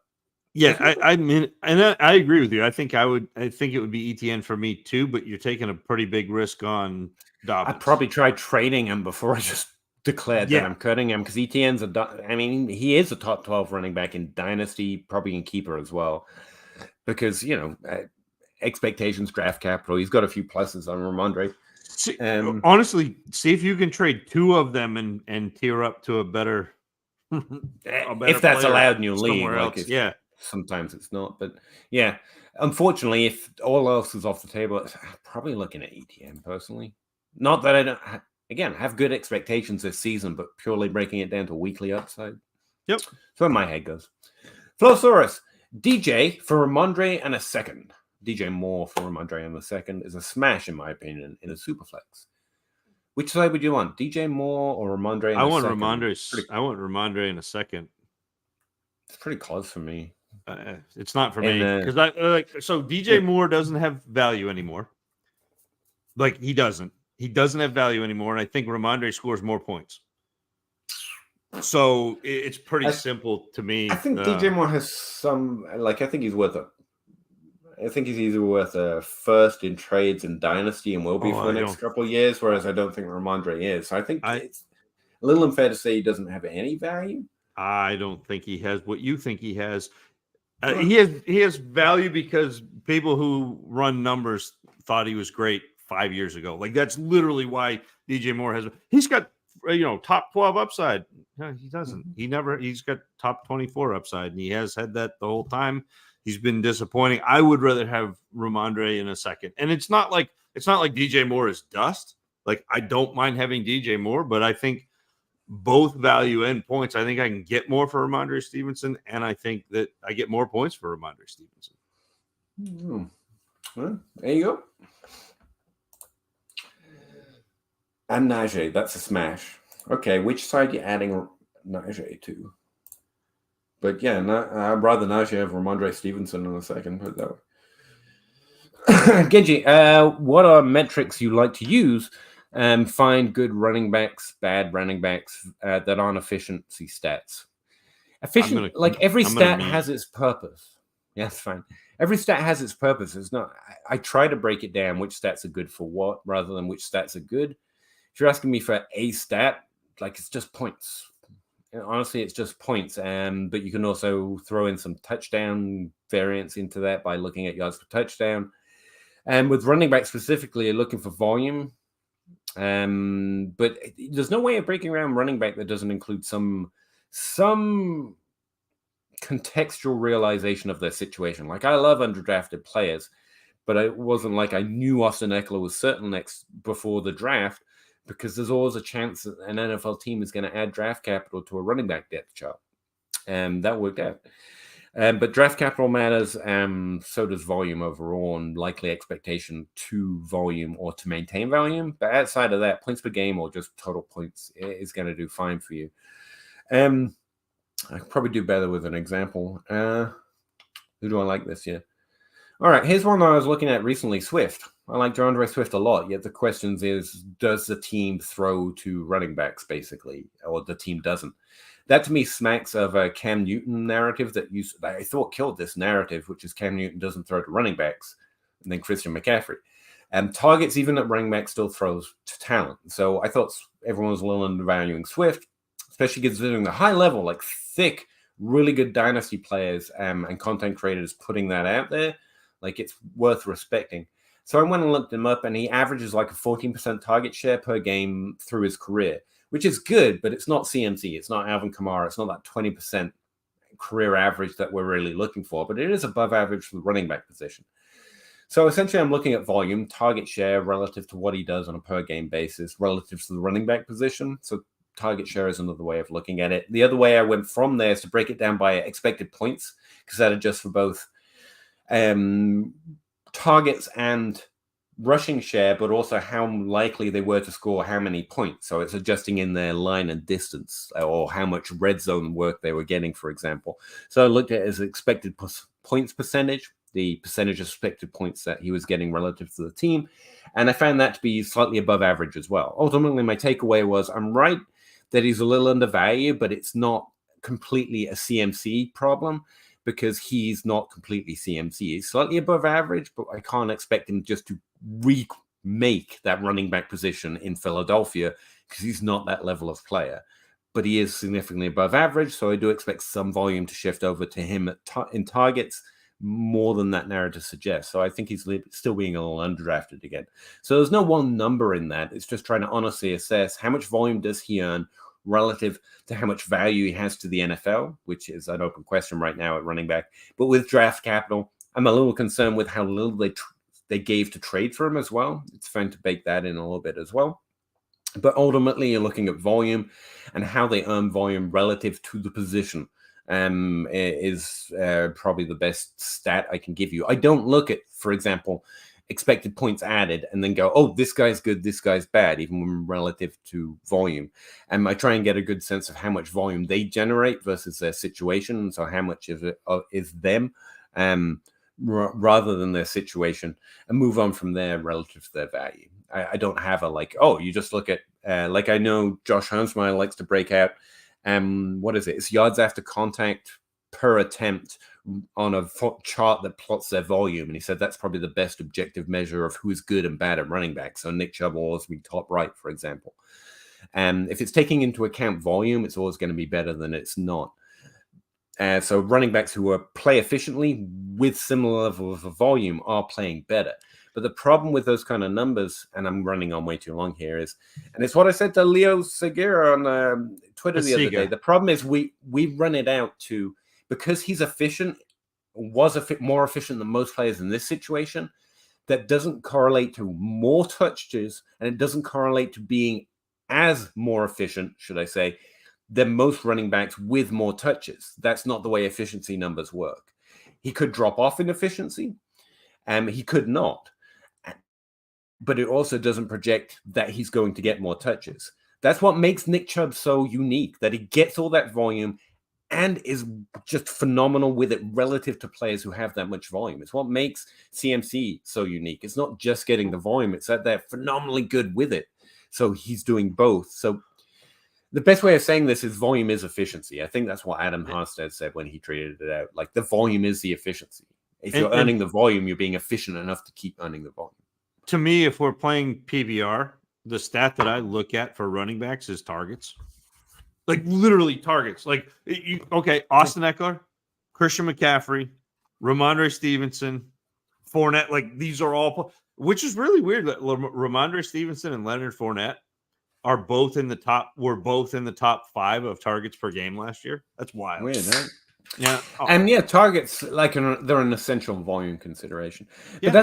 that's my problem. I don't have a direct answer to this question because I don't think it's how stats can work. Now, I've created stats that try to do this. I've got a sophomore model that assess how good and how likely they are to continue to be going good. I've recently invested a lot of time in trying to create a value of a baseline calculation, like Adam Harstead suggests, and it's fairly good. But it's relative to how good they are for fantasy and how much they're likely to keep being good for fantasy. It's not a measurement of how good the player is. And people have a hard time separating that. Oh, maybe they don't have a hard time, but I think sometimes it gets intermixed. Like J.K. Dobbins, Tony Pollard are both clearly phenomenal running backs who played phenomenally last year. It doesn't necessarily project out to more fantasy viability. They're So yeah, sorry, I don't have a single answer. If I've got a single answer, it's points per game relative to playing over 8 games or value over baseline for the length of their career. Look at targets, target share, expected point share, or just overall volume share. There really is nothing else in terms of how good they are for fantasy. All these stats just provide extra information about how they played, which gives you more information about what they're likely to do in the future. So long as you remember efficiency doesn't project more volume or continued efficiency at more volume. Those are those are little caveats. Damn, I have that Zach stat. Damn, I love that Zach stat. I don't. DP, the 108 and the 104 or Austin Eckler, please. I like to win too sometimes. Yeah. Yeah. I mean, you are trading him for a wide receiver there, but it's to me, but there's a pretty clear tier break at the 108 to be like, again, if it's you're gonna say it. Go. Well, no, I was say if it's super flex, it's Bijan, it's 3 quarterbacks, it's Gibbs, Addison, JSN, and now we got a pretty substantial tier break, and then you're looking at Quentin Johnston, Zay Flowers, the quarterback whose name I forget that ended up in Tennessee and is not Josh Allen. So, like, to me, there's a pretty significant tier break. Will Levis, yeah. And I would do this trade if Addison fell to the 108 if my team sucked outside of Eckler. Like, that's the extreme that I would accept this trade. But Addison would need to be available, and my team would have to suck. Yeah, or JSN. A lot of my teams suck. It's possible. Or JSN, but he ain't falling there. I'll be trading into as Peter said, makes sense. Thanks for your just opinions, man. I'm glad they were somewhat useful. Peter, I've noticed you use total fantasy points instead of points per game. Why? Should everybody stop using points per game? Is there no difference? There is a difference, and they're different for good things. I mean, I've just broken down a lot of this. For example, I was trying to understand how quickly wide receivers declare themselves, such as it was, as good for fantasy. For that, points per game is really useful because you're trying to take out the players who didn't play certain games because not every rookie starts game 1. But if we're talking about in the generic as a list, points per game is better. It's going to have better R-squared scores, especially if you take out players who don't play less than 8 games. That's where it's get better R-squared scores from. But then if you look at like Kadarius Toney in a 3-game sample and think that his points per game is the same thing as Stephon Diggs, it's not, because it's adjusted for the volume aspect there, how much, how available, how many what sample you're looking at. But yeah, I just went through the whole points per game can be really useful. So can total points. As I said on the podcast recently, I think if you're looking for the best holistic rank, it's points per game, weight by total points and games played, if you like, and also the percentage of weeks inside certain position ranks. But I don't think it would provide as much of an edge because honestly, back to ADP is doing most of this better than most people can do consistently year over year. So I don't think the juice is worth the squeeze there, but those 3 combined would probably be the best, and not any one of them particularly. Thanks for the info, guys. You are always more than welcome. Cameron Ward Truther, welcome. Competing team and 12-team Superflex, Andrews, Tannehill, and DJ Moore or Pitts, Lance, and a 24th second and a 24th third. Andrews, Tannehill, DJ Moore, Pitts, Lance. So really it's Pitts and then draft picks for Andrews and Tannehill more. But you hate DJ, so I mean, I'd rather have DJ Moore than a second and a third a year out. Yep. Like, that's fine. Like, whatever. I would rather have the Andrews side of this. Because I would rather have Andrews than Pitts, because you're still Pitts hoping is hope and Pitts, Andrews is yeah, you're hoping Pitts does what becomes what Andrews is. I'd rather have that. I'm not a big Trey Lance believer. Like, Trey Lance is a fine upside shot, but whatever. I don't. To me, the quarterbacks don't even factor in this. So it comes down to I would rather have Andrews and DJ Moore than I would Pitts a second and a third. You could say the one side's more competitive, the one side's more value, because Lance's value, Tannehill is points this year, Andrews is points, Pitts is promise. But I don't think there's enough value in the one side to weight it over the points of the Andrews side. So I'll probably just take the starts. DJ Moore or Godwin? Godwin. Next, right? Godwin. I'd rather have Godwin, yeah. T. Higgins is a top 5 wide receiver. I think you could put in there in value or for your ranks or who you preference, but he's not there in points per game or dynasty value or ADP. But that's fine. You're allowed to have your own top 5. That's why I try and always say depends on who you like, or make your own list. That's fair too. Smash that like button. Thank you, Angry Mute, because I would never say that. I like losing in Dynasty. Honestly, sometimes it's the goal, right? Got to lose, got to increase that first round pick. Thanks, Henry. Smash that like button. Appreciate it. Don't do it too hard though. And Kevin Bateman, 50 catches this year. Over. I would hope over. I mean, you have to hope over, otherwise. Yeah, I do. I strongly hope over. Like, Swift is knocking out 70 targets a year. Like, could I need more than 50. Free game in here.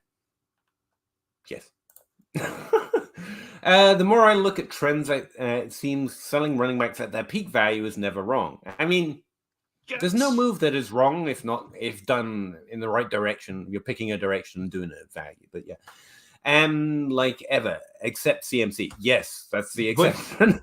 But even CMC, like, yes, CMC is the exception. But even CMC, if you had sold for, who, like AJ Brown and a first that became Jonathan Taylor, or whatever it was, that, like, that's a win. I like, that's what you need to do is those top running backs are worth at their peak an up and coming wide receiver and another first. Like, and if you can do that a lot. I've seen him do it in Dynasty, and something I've heard him say is you've got to be disciplined. Like, it sucked to trade Jonathan Taylor when he was at peak. Yeah. Now he's not, and suddenly you're like, man, I should have done that. That's the thing. You have to do it when it sucks. It's like the age trades we were talking about. It sucks to give up T. Higgins for like Diggs right now, even if you get the good plus that you need. Sucks, but the discipline is following what happens more often, and sometimes it'll clap you. It really, like you say, it never's wrong. It's gonna be wrong. Trust me. Like, anyone who liked Trent Richardson, I think he was a top 24 running back after his first season. Even way, he didn't have a bad season. Going into that second season, that was expectations, and Trent Richardson is now the poster child for how it can go wrong. So yeah, there are gonna be disappointments. You just kind of have to accept that. We don't know the future. You just have to try and put yourself in a place where it happens. You're in the right place more often than not, which comes with setting good expectations and trying to do better at that job, which is, it's a little more focused. It means you don't have to predict as many variables for as many players. You're just playing what happens more often, more of the time. And it sucks. It sucks a lot. Believe me, it sucks a lot. Especially when it doesn't work. To your point, Flowsaurus, sometimes it's going to go wrong. We're going to trade. Who's great now? Breece Hall. We trade for Breece Hall because he's in that arc, or you trade him away right now and he goes off. Like, it's going to happen. Now, who's at peak value at running back right now? Pretty much no one. Bijan Robinson. Literally Bijan and Breece, but Bijan. There you go. Like, I don't think it's going to happen. To put yourself in the best situation, Bijan Robinson should be where it is. If he's Trent Richardson or what I don't think is likely, to be clear, this won't happen, in my opinion. But if he struggles this year, like, you got clapped by something that, to your point, almost never misses. So, yeah, it can happen. You have to remember that's in the range of outcomes. It shouldn't shake you from the process if you've established a pretty good process. But, yeah, it can happen. You ever seen Diggs in 2013? 2015. Well, 2013, he was in college. Yeah. I mean, maybe that's what he's saying. If you saw him playing Yeah. college, I tell you what, I was having an argument recently, and I got LOL'd on. Like, no, I don't attract a lot of traction on Twitter for all my follow accounts. Like, I'm not part of broader conversations, but every now and again, I twig one because I accidentally comment in what is clearly a for engagement post, which is fine. I have no problems with them, but like, I don't enjoy those conversations. But I said that Diggs should be considered as much of a value as Tyreek Hill in the draft, and that's what they found hilarious. And my point, just pure and simple, was they should have known Diggs was good. So taking him where he went in the draft was a lot better bet than or expectation versus, even though you got more out of Tyreek Hill for even less. Right. Like Tyreek Hill was just a flyer. There was no reason that anyone outside of the geniuses that watched the tape and knew, I guess, even though he only played 5 games as a utility player and everyone knew he was a great wide receiver somehow, even though he struggled to beat out Robinson in training camp. So maybe there's a little more to that, but whatever. Whereas Diggs, on the other hand, lights out college receiver.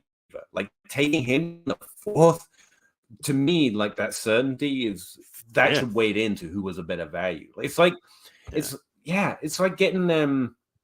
Who is a better value if you drafted CMC in the 2nd round of a rookie draft versus taking I don't know, Saquon Barkley not Saquon Barkley. No, there's no one that compares to CMC. That's a bad example. But someone else even further down that was just a flyer. Like I was going to say James Robinson. Well, that doesn't make sense. So because they don't compare in their outcome, but. Well, like the Kamara, because Kamara had a run that was CMC-esque, where he was the that's scoring fair. running back a couple of years. But except like I think it's fair to say Tyreek has done more than Diggs in terms of fantasy points or even his effect on NFL play. So you'd have to reverse him there. Like, but that's the thing. CMC looked like he should be a good running back. Because Kevin Kamara is very much I don't know. We never seen this before, and then it worked out. So it might be a fairer comparison. He did correct it to 2015. Yeah. So all that was unnecessary. Shimmy, any recommendations on how to expand a 12-team start 9, 1 QB to a start 10 to 11? Currently have 9 bench spots and 4 taxi. Definitely would need to expand roster sizes and bench and taxi overall. One thing, the league votes on it. You have to do it in the off season. You can't do it in season. And I would give yourself at least a year for people to adjust their rosters to what's coming. Yep. Second thing, Commission Possible podcast. Go hit up Dynasty Outhouse on Twitter. Like, you need to talk to people who manage leagues because they're going to know where the pitfalls are in an activity like this. Me, I'm just a monkey who joins them. I'm sure that all of those people can help you out better than I can. But those are my first notes. At least give yourself a year out and give people the room to start adjusting their roster for the expectation. Has to be voted on by the league in the offseason. And probably what I would do is give it a year. So like you're not doing it this year. So you're doing it headed into 2024. I would expand the rookie draft, the number of rounds to get you to whatever number of bench spots you want. And then say in that rookie draft, you can take rookies, but you also open up the entire player pool. So everyone is available in that rookie draft. So the entire free agency pool. So then you expand your rosters that way where you're using rookie picks to expand your free agency, not necessarily completely rookies, but that's what I would do. Shimi is again, you have to give at least a calendar year, a season to get ready for this, but that's how I would accomplish it.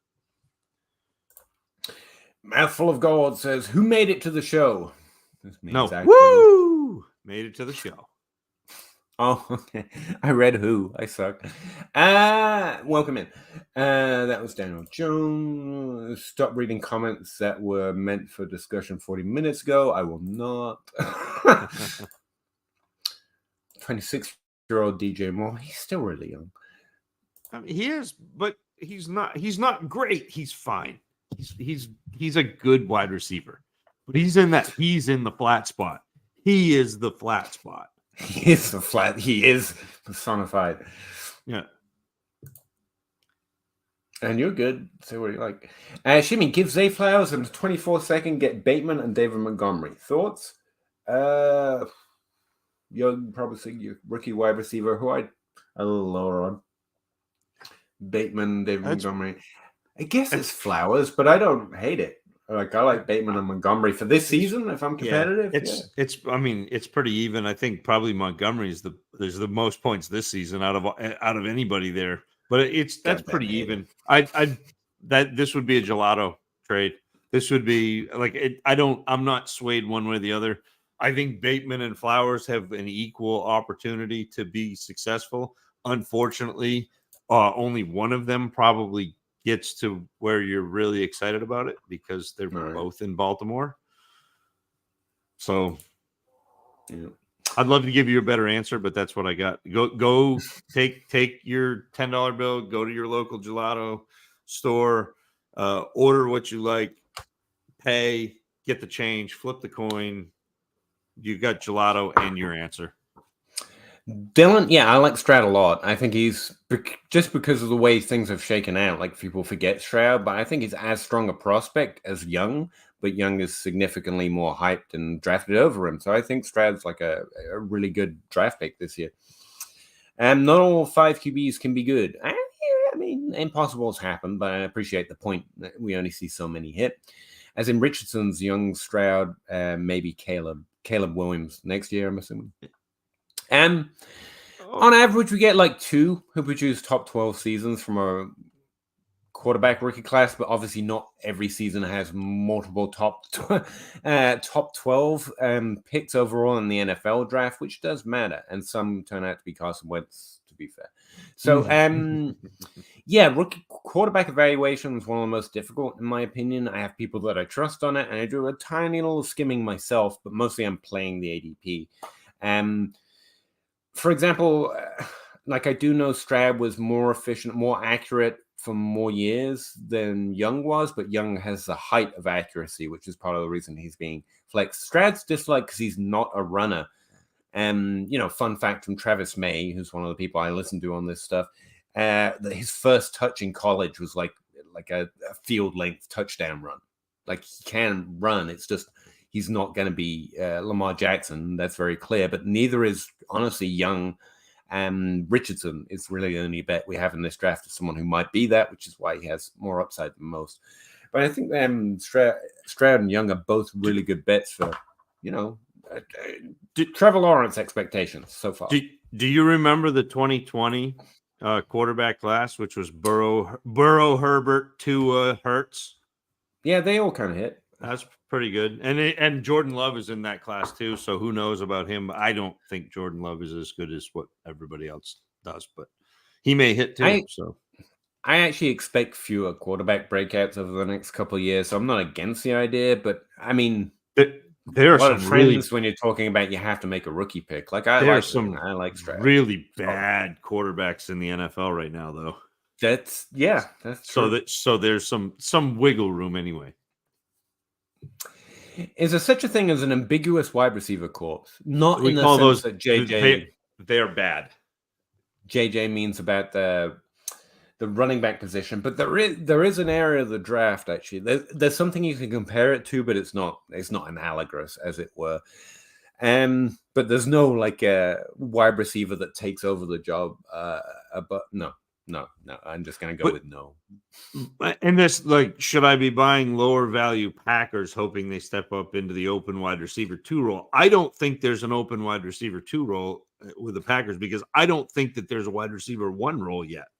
I know everyone is Christian Watson. Like, I don't believe that is a thing. And I also, Peter, you did a podcast about this recently. I've done a podcast about this recently. We've both talked to Jacob Rickroad about this.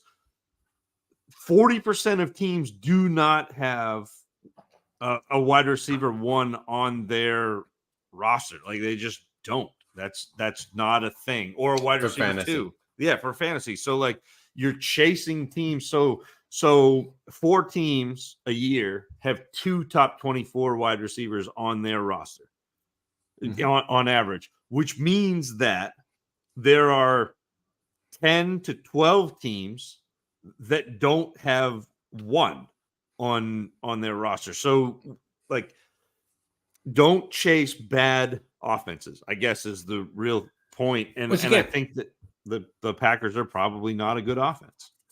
Everything else I say kind of flows from that. I mean, it should all add up, or there's something wrong with the process. But the fact that vacated targets don't exist, that's why. Like, they've got to throw to someone. Yet 12 teams a year aren't going to produce players with 100 targets, because that's not how it works. I mean, you just diffuse through a deeper depth chart, for example, or you pass less, or you pass more, and you have even more players catching it, or trying to catch it at least. And we play ADP for sure. It's better than most of us, but at a certain point, I think in Dynasty, especially when thinking about these kind of questions, looking for that upside, you have to play a little bit of player profile evaluation. You do. I find it inevitable that I have to have some. Some people are able to get away with not, or trusting others, and I try and do that at quarterback, so I haven't found an edge. But for example, like, I'm not going to roster a Packer when I can get Justin Ross on the back of the Kansas City depth chart, who probably will do nothing. But I think it's a better bet than Green Bay has to throw to someone, air quotes, or Houston for that matter. Yeah. And this is proven out. Like, I don't have the statistical fortitude to literally demonstrate the certainty of this mathematically. I just don't even understand the math. But what I can do is investigate every time it's been claimed it should or could happen, historically in the last 10 years. And I've been around for most of them, so I remember them. And the number of times it happened is 0. Like, it's never happened. Do you know Green Bay is a great example of it. You know how many "this is a guy who's going to take over the Cobb role" arguments I've had to track down and disprove? Like, there just was no other Cobb. It was just Randall Cobb. That's what it was. Do you know who didn't have a top 24 wide receiver last year? Patrick Mahomes. So why are we chasing Jordan Love's wide receiver 2? Like, yeah. If you and this is what I'm coming down to. If there's someone on that depth chart, you actually think, like, Alan Lazard was really interesting through small stretches. I could kind of understand it. I don't mind Dubs. Like, I think Dubs could potentially be a top 24 wide receiver. I don't think he's going to be a top 12 wide receiver. He could sneak into the top 24, the whatever. But my opinion is, you're going to find it better by chasing some sort of player evaluation based on what they did, not based on the depth chart in front of them. Yep. Which is rough, because player evaluation is basically just playing darts in a hurricane or whatever. No, that's quarterback. That's quarterback. I know, but I think it's more that for other positions. And we as someone trying to improve and prove to people, like, I'm trying to prove to people I'm good at it with my content. Honestly, it's a little more darts in a hurricane than I'd like to admit most days. Like, we don't know, or as a fantasy douche used to say, I've been told the talent level at the NFL is a lot tighter than we like to pretend when it comes to making bets or making guesses. The talent level of the NFL is a lot tighter, but also it gets narrower because we're only looking at 36 out of 120 receivers. So it gets narrower and narrower, and I think that the trap is most people are trying to find the outlier, most people are trying to find the sleeper, most people are trying to find the player that nobody's looking at. And to me, if you can narrow your focus down to, like, all right, I'm looking at, like, in a rookie draft class, like, if I'm interested in more than 5 players in a rookie draft, that is an amazing class. This class is 7 with the quarterbacks, and, like, that's just unheard of. The last time I was interested in 7 players in a rookie draft was 2017. So yeah, the answer here, mouthful of gold, is honestly, and this is honestly the way I play it, I don't have a better answer. This is as clean as it gets. If you think someone is capable of earning volume on that depth chart, target them, but don't do it because of the depth chart. So if you like Romeo Doubs, or hell, if you like Christian Watson, or if you like anyone else, believe they can earn volume no matter what, is kind of the way I approach it. It's like, that's literally how volume seems to work. There shouldn't have been a way for Devontae Smith to go for his first top 12 season with A.J. Brown last year. Just turns out they're both really good, and so there's no one else that gets targets. DK Metcalf and Tyler Lockett, it's technically impossible, but they're both really good. And JSN will probably prove a similar rule where, yeah, okay, there's a limit when you've got 3 great wide receivers if he is good, but if he is good, he will earn volume somehow.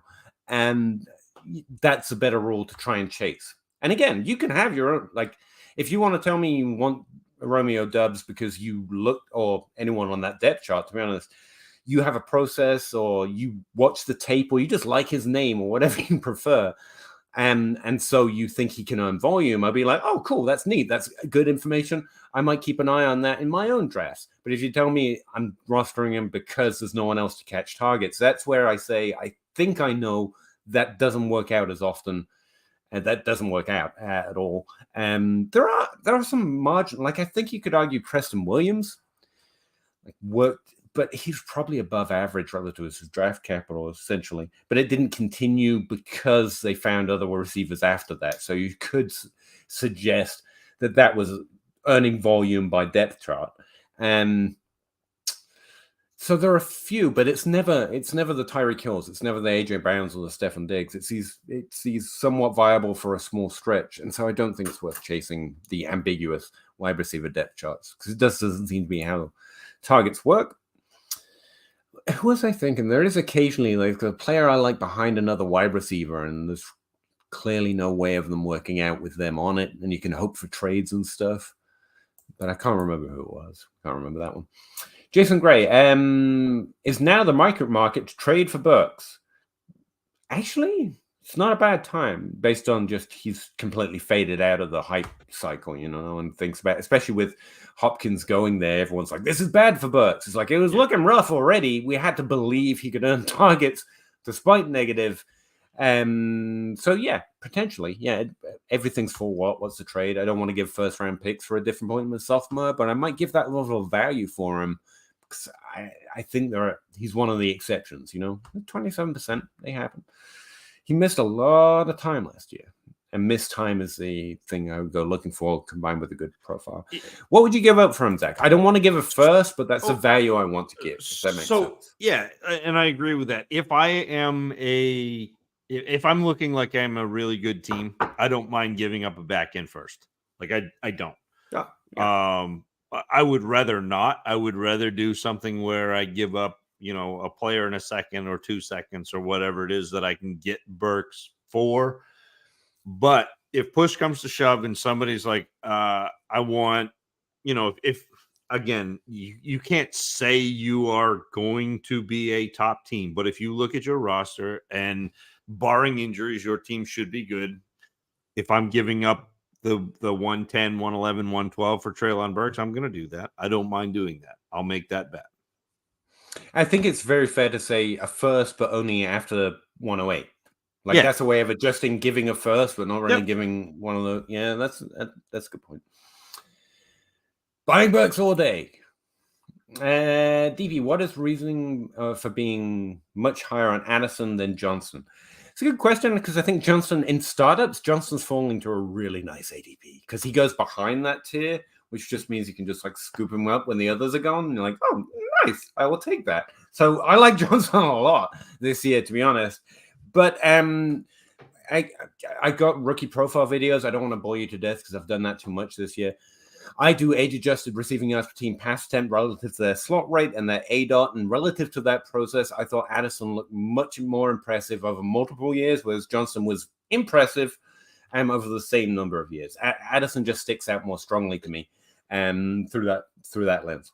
I have a very similar process, except for completely different, where I just look at all of it, crap load of film. So I'm watching between 8 and 12, 14, 16 games of these players throughout their career. And Addison and Jackson Smith and Jigba scored in a clear tier above Quentin Johnston for me. And in fact, if you look at my all-time, and I say all-time, so this is since 2017, they're scoring in a range where they are a tier below CeeDee Lamb, Justin Jefferson, AJ Brown, Jamar Chase, but they are in the same range as DJ Moore, Devontae Smith, Cooper Kupp, Treylon Burks. So again, and Quentin Johnston is not in that echelon for me. Like Quentin Johnston's good. Sure. He's fine. He's a player that I want to draft, but he's not a player that I want to draft when Jordan Addison or Jackson Smith and Jigba's on the board. Actually, since you've been spitting on him a little bit, I'll say Calvin Ridley and DJ Moore is a good way of pointing out that my rookie process is meant to assess who's got the highest ceiling, although I'm trying to factor that in as much as possible. It's who's more likely to be able to elevate to the NFL level is the way I think of it. DJ Moore had multiple years of being definitely doing things like NFL players in college did, just dominating opportunity, performing well on it relative to his role in college. Whereas Calvin Ridley played at a later career, significantly above average, but it's relatively rare that players start, like I think he started in college at age 22, then played 3 years, like well above the age curve. But the age curve at that end only has like 10 players to consider, whereas DJ Moore is more typical and had like 200 I could compare him to, and he was significantly above average, much like all of the greats. So I was pretty confident DJ Moore was more likely to be able to elevate relative to how much I had to compare for Calvin Ridley. But then once the first year had gone by, Calvin Ridley clearly had elevated and had the ceiling, and so I adjust. Like my rookie process specifically about how well they compare to players to go on well, not how likely they are to be Calvin Johnson versus Deontay Johnson. My Calvin Ridley sensors were tingling. I'm like, oh, I think I need to jump on real quick. Russ, hey, beautiful, beautiful man. How are you doing? I'm good. We just recorded a historically bad Dynasty game night. So I'm like, all right, I want to go to bed, but I need to jump on and see my friends first because it was bad.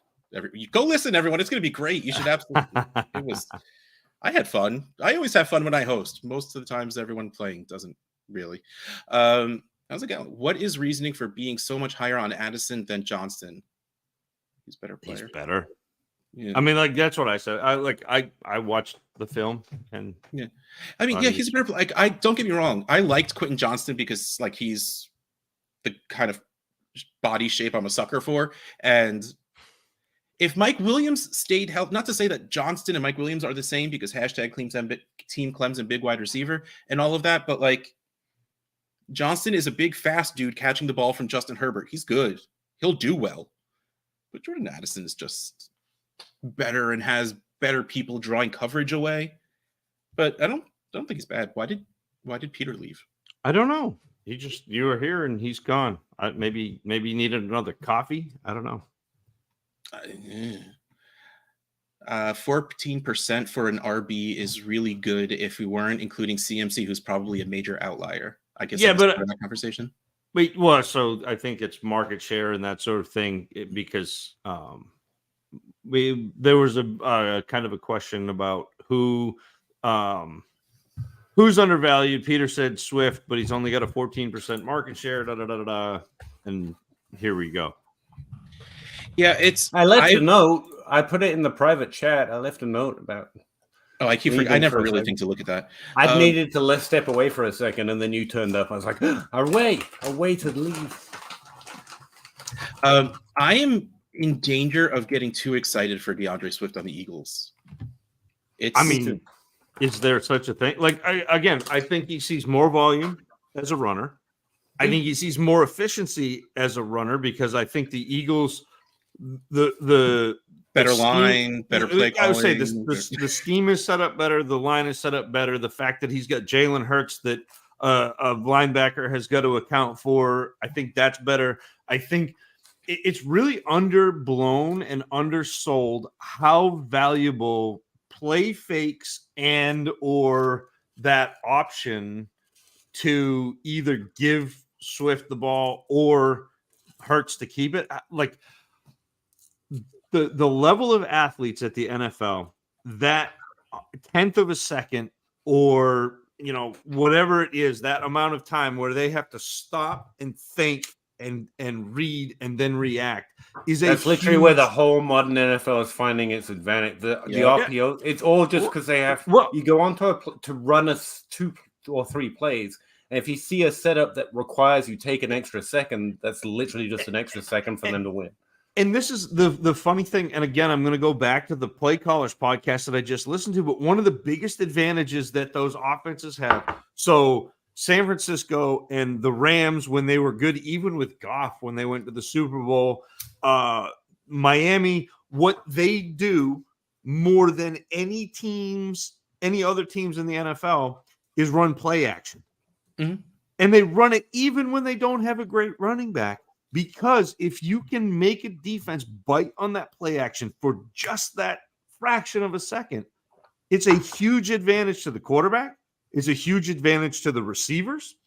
And so if you can do that, if you can just change the focus, if you can make a defense react, by definition, hesitate for a second and you're screwed with how fast everyone is. Literally everything on offense tries to do is to cause that, like running different routes, having a different play call, using a code to say what play you're running. Literally the whole offense is designed to make them have to think for a second, because if they don't have to, if they can just run their defensive play, NFL defenses are effective enough that you're just going to get stopped. They work hard, they're just going to stop you. So everything is about, can we make them not immediately know what they have to do? And all they have to do for that is RPO. And it literally causes it instantly, because a good linebacker has to know what he has to do. A good defense has to know, is this a run or this is a pass? And because they have to wait to find out, it does everything the entire offense is trying to create just by RPO. And that's literally the modern offense. That's literally the change that's happened. So that second cannot be overstated, because they haven't found, at least, a way of defeating that. Because even the best NFL defense, they still have to know if they're blocking a run or if they're going for a pass. Like that, they have to know that. And where they used to be able to automate that by learning what they were set up, but how the offense had set up and what routes they started to run. Just because the quarterback can now take it for a run means they now they do the one thing they almost can't afford to do, which is take a second before they start defending. Like that's why there's so many DNs and outside linebackers that are thin, like wide receivers, and why the whole defenses has changed. Yeah, because if you're that fast, you can hesitate for half a second and still catch up to the play. And of course, by the time why those random running backs might come into fashion, because all the defenses are and then all of a sudden we're going to get Derrick Henry's coming into the league again. Yep. But that's Zach's deal altogether. Yeah, that second is literally. Oh wait, no, I did the circle, but no, Zach says it's a pendulum. It's same thing. If the pendulum gets going, I was giving you the credit, so I needed to use your metaphor, and I got to do this. I mean, it's hard and it's complicated, and they have to work really hard, but it's really very simple. And there's only one thing, and it's a brute force sport. It's literally dirt simple, even though it's really complicated to do by the look of it. And to your point, Genji, like I was saying, that's above average. The outliers, well, they're not really outliers. Like CMC, Barkley, the guys you think are different than that are different than that. So it's not. I mean, McCaffrey's an extreme example. The outlier is Kamara, who has that 20% target share without that rushing share, to be honest with you. But yeah, 14% is significantly above average. And my point was, the truth is somewhere in the middle. In other words, like CMC, Barkley, just changed the way that that offensive position works. Swift hasn't quite done that, but he's definitely going to budget that direction. I think is more likely than they're just continuing not to pass to running backs. He's not CMC, but he's better. He's more that than most. So it's going to budget that way, not that way. If that's how it works in my head. I like it's the way not it's not Swift going all the way towards just being a part-time rusher who occasionally catch passes. It's instead the offense getting slightly more pass happy to running backs, but it won't go CMC level. All I heard was the lady sitting on the bench next to Forrest Gump going, "It's just 5 or 6 blocks down that way, down that way, down that way." Sorry. I've missed being double team bullied. That's always fun. Josh Jacobs and a random 24 first. Josh Jacobs. I mean, I do like to win a little bit. I talked about this on the trade show today with Addison that I guess comes out tomorrow. The answer should absolutely be Josh Jacobs. Even if I don't want to assume either of that, like him and Saquon, I don't want to assume either of them are sitting out those 10 games. I guess they could do 11 now because there's an extra game, right? To play those 6 and call it a day and get their year towards free agency. So like if they miss 2-3 games, you're still getting most of the season of a top 5 per game running back. In which case, that's still worth way more than a 24 first. So I'm still team Josh Jacobs over a random first. If you're telling me it's a bad first, like if we're talking super flex or if we're talking one quarterback, if it's super flex, if it's first half, if it looks like a non-playoff team and you want to rebuild away from, well, Josh Jacobs is only what, like 25, even though he's been in the league for 25 years. Yeah. Like if you want to rebuild and you can get a non-playoff first in a super flex league, I would do it. Do you think you could get a random first and Addison for Jacobs in a second? No, but I would do that in a heartbeat. I think like that's where I would attack much of an ad. Like if you went down to Quentin Johnston, you can probably get closer. Zay Flowers there. Like if you still want that rookie wide receiver. So I think most people are lower on Addison than our pocket. That's probably a very fair point. In which case, yes, I would absolutely try that because that's a beautiful rebuilding move. Like because the players that we know right now that are coming in on 24. In the 24 draft, we're going to have two very good, very good quarterbacks, one apparently historical wide receiver, one very, very, very, very good wide receiver. And there's so far about 3 running backs that seem like they're going to be first round rookie picks. Yeah. Again, this is way, way early and stuff. Like, again, usually I get my rookie stuff from Zach and Zach isn't looking into them for another 7 months. Right. So, I get my rookie stuff now from Travis May and Shane Hallam and like this is the stuff I get from Kane, even though we haven't we did our first Wall Street this week in 2 months because hey, Scott Fishbowl keeps you really freaking busy. So like I think we're gonna have a very similar first round draft in 24 that we did in 23. So if you can get a non-playoff first for Josh Jacobs, assuming you do want to either rebuild or be willing to spend what could be a very good draft pick on a different player, I'd say a 24 first is okay. But if you're competing, I don't think doing. I was going to say if you're a top 5 team, it's a running back. If not, Dynasty League's the pick. Just in a vacuum. Yep. I think that would be my dividing line. Would you send a 24 first to go get Josh Jacobs right now though? If I thought it was a top 5 team. But to our point, I normally look for running backs in season when I'm sure. Exactly. Like it's a move when you need I'm too scared to do right now for Jacobs or Saquon. But like if we start hitting close to like the season and we don't hear any vicious, no way I'm doing this, no way I'm playing on the tag stuff, I would send what my first would be. Like if I came in 7th or 8th last year and I'm like, no, I think I could win, I would send my first to go get those running backs. 103 for Waddle or Olave and a 25 first. Wait, what? The 103 for Waddle or Olave and a 25 first. For a start, it's Waddle. We can just take Olave out of this. Well, it doesn't matter. Waddle or Olave by themselves over the 103. Let's see. 2 QB, so it would be a quarterback. Don't care. Okay. Already have the 2, the 5, and that doesn't matter, but it's nice to know. Yeah, it's Waddle in the first. Like, and if you're getting a 25 first on top, that's like legitimately just gravy, like or icing or whipped cream or whatever that. We usually stick to gelato. All of it. It's the cherry on top. Yeah, like you're just getting extra there. How do you guys strategize differently for best ball and lineup leagues? I gotta be honest, I don't have any best ball leagues. I have 2 or 3. I don't really do much different. The only thing is I will look for different and lineup teams. The bottom of my rosters are for people that I think will develop into good players. On best ball teams, it's just people I think might have spike games in the middle of nowhere.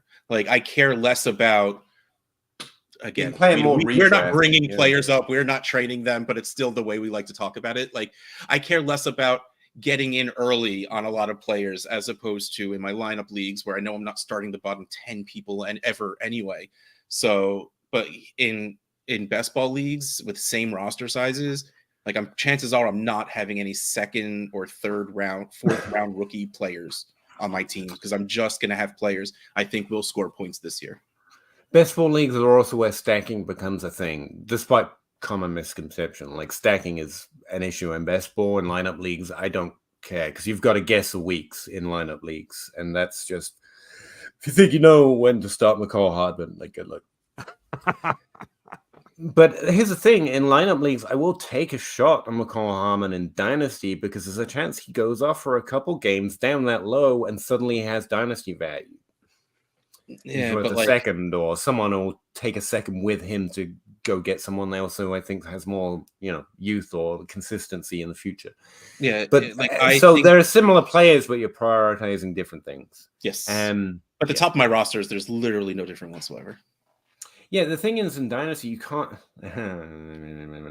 rephrase No. No backing out on whatever statement made you take that step back. I want to hear it. No, I just want to rephrase it because, like, KJ Osborne is not worth a dynasty spot in the lineup league. Like, again, it's guess when you're going to get that bottom 96 starter value. Yep. Whereas in a best ball league, like, yeah, sure. I mean, yeah, you're going to get that floor week, and that's going to, if it matters, if he gets started, then it actually mattered to your squad that week. Whereas in a lineup league, choosing to start KJ Osborne is just a silly idea, and he's never going to be more than that guy who might be able to start ball. So I'd much rather someone with the upside. So give me Hardman, give me someone who can catch a 100-yard touchdown. That's the guy suddenly flexible in a lineup league, which is still viable in the best ball, as we were just talking about. But the KJ Osbornes of the world, even the Zach Pascals or the Kendrick Bournes, are somewhat maybe an underrated stack because they'll have floor weeks maybe. But then again, best ball leagues are mostly GPP format, so the floor disappears again. But so there's some nuance there as well. And Bob is, I know I'm jumping the gun a whole lot, but Bob's saying, what if it's Dynasty? What if it's best ball Dynasty? That's what I'm talking about, by the way. That's where my mind went. Yeah. Like, don't ask me about how to win $1 million. Like, oh yeah, no, like not weekly stuff, not even like underdog season long stuff. I don't really know that at all. I wanted to do it just because I like drafting with folks, and it's fun to like get some rostership, and I like drafting. But yeah, I haven't even where I'm not actually trying to win money. I haven't even been able to do that this season. I did a parody of Spoon Underdog. Does that count? That counts. Underdog for underdog. Brilliant. 24 first over Jacobs. Well, Genji's a hater, but so can I go real quick on this one again? I know we just talked about it. To me, this is game theory. To me, the 24 first, I have a 50% chance of a top 24 season, like over the course of that 24 first. Josh Jacobs, we've seen him be a top 6 running back last year. Multiple times. So, yeah, and he's been top 12 multiple times. So the chances of him being in the top 24, I would say it's greater 50%. than a 50%. So now if I can get something, again, if I can send Jacobs in a second and get Addison in a first, if I can do something like that where I'm propelling my team forward, then I'm in. But I think game theory wise, I think if you just trade him straight up for a 24 first, you're losing on the percentages, and maybe the 24 first becomes something more valuable than Jacobs, and you can trade. But like the chances of that player becoming a top 24 running back are less than Josh Jacobs becoming a top 24. Top 24 is the wrong line. Like he's got like a 50% chance of producing a top 12 season again, whereas a running back drafted in the first round of a dynasty league, depending on where you draft him, has like a 30% shot. So yeah, so similar logic, but you're in the wrong category. Yeah, okay, film guy here. Having another top 24 season is almost a lot for someone like Jacobs, but top 24 isn't what you're looking for in a rookie draft either. So if we shift it up to top 12, he wins there too. Yeah. Right. Yeah. But again, that's how I think. Like I'm game theorying out like what chance do I have of winning this bet, and how can I flip the bet to win now and later, as opposed to like hoping I win later. And that's the thing where there's no bad move. There's just a wrong move for a wrong direction. Because I think someone like Outhouse might point out that he can get more out of a first in a trade than that. Yeah. And so you've got that level as well. But it depends how you're playing. Are you competing? Are you not competing? Yep. No. Well, how's your roster construction? You can play it either way. Just go in the right direction for the right situation. Justin Goldman, thoughts on Tua and Miles Sanders this season? Miles Sanders isn't going to Moon. recreate what he did last year. I know that much. Love Tua it's and fine. tentative on Sanders. I Yes. love Sanders this season. So my so Tumbleweed. my concern is that offense. Because like the concern is not Miles Sanders. The concern is how does that offense move the ball? Again, rookie quarterback who I really like. Wide receivers, holy cow, that's bad. Like I literally just took Adam Thielen in the 14th round of the Scott Fish Bowl, and he's probably the wide receiver 1 on that team. So that's what redraft thinks of that offense. Yeah, but what was their offense last year when Deonta Foreman and Chuba Hubbard were running for a total 200 yards a game? I mean, okay, and But maybe also, like, Miles Sanders. Well, clearly, I don't have anything to back up that this is going to happen again. But also, Miles Sanders is a better pass catcher than both of them. So for sure, I really just do think Miles Sanders is going to get a lot of work, and staying healthy with an offensive line that was able to block well enough, even though the defenses had to know that their passing game was trash anyway. So not to say it's going to happen every single game, but I think Miles Sanders over the course of a season does really, really well. Like whenever he stayed healthy for a whole season, and it wasn't one of those years where just Darren Sproles needed to get 30% of touches every single game for some reason, coming out of retirement for some reason again. Like Miles Sanders was always pretty good. I think Sanders is pretty good. I think he's going to do fine, but like he's not going to recreate 11 touchdowns, which is then when we go back to DeAndre Swift and point out that Swift has been a bigger receiver than Sanders was before he did. So it's not really the same. That's why he can be high on Swift and low on Sanders. But yeah, I think he's going to do pretty well. But if he's just a top 24 running back, it's going to be difficult. There's only 24 of them. They're pretty good. Like that. I guess that's what top 24. Yes, probably. Yeah, sure. He was running back 15 last year on the Eagles, who had the best offense in the NFL. Yeah, and he with had 11 tons touchdowns. of volume. He didn't have the receptions. So like that could be 26. I think he only had 26 catches, which is nothing. But he had 11 touchdowns. Like he's going to do what he did last year without scoring a touchdown every time he farts. Yeah. He farted 11 times last year. I can prove it. Reed Bryan. Hi, gents. 12 teams to flight start 10. Pickens and a 24-second or Tyreek. It's Tyreek Hill. It's Tyreek Hill, dude. It's Tyreek Hill. Yeah. I don't like rostering any more than you do, but it's Hill. Pickens, the one-hand catches will maybe make it. I just traded Tyreek for Christian Watson and what should be an early 24 first. And then you turn around and trade Christian Watson for another first, and then you feel decent about that. I'm probably going to end up, when the season gets close, I'm going to end up trading Christian Watson for a running back that'll produce, because I don't. Perfect. That works. That's my goal, really. Like, I'm worried about the age of the team is what it comes down to. So I needed to age down a little bit, and I sent a bunch of Tyreek Hill offers, and like Peter said before, you don't have an 11 GM pool when you're trading away a player like Tyreek Hill. Yeah. And that's not even based on teams that are rebuilding or anything like that. So I just started, and Christian Watson was the closest thing. I wasn't thrilled about it, but it was the closest thing in that area I can get.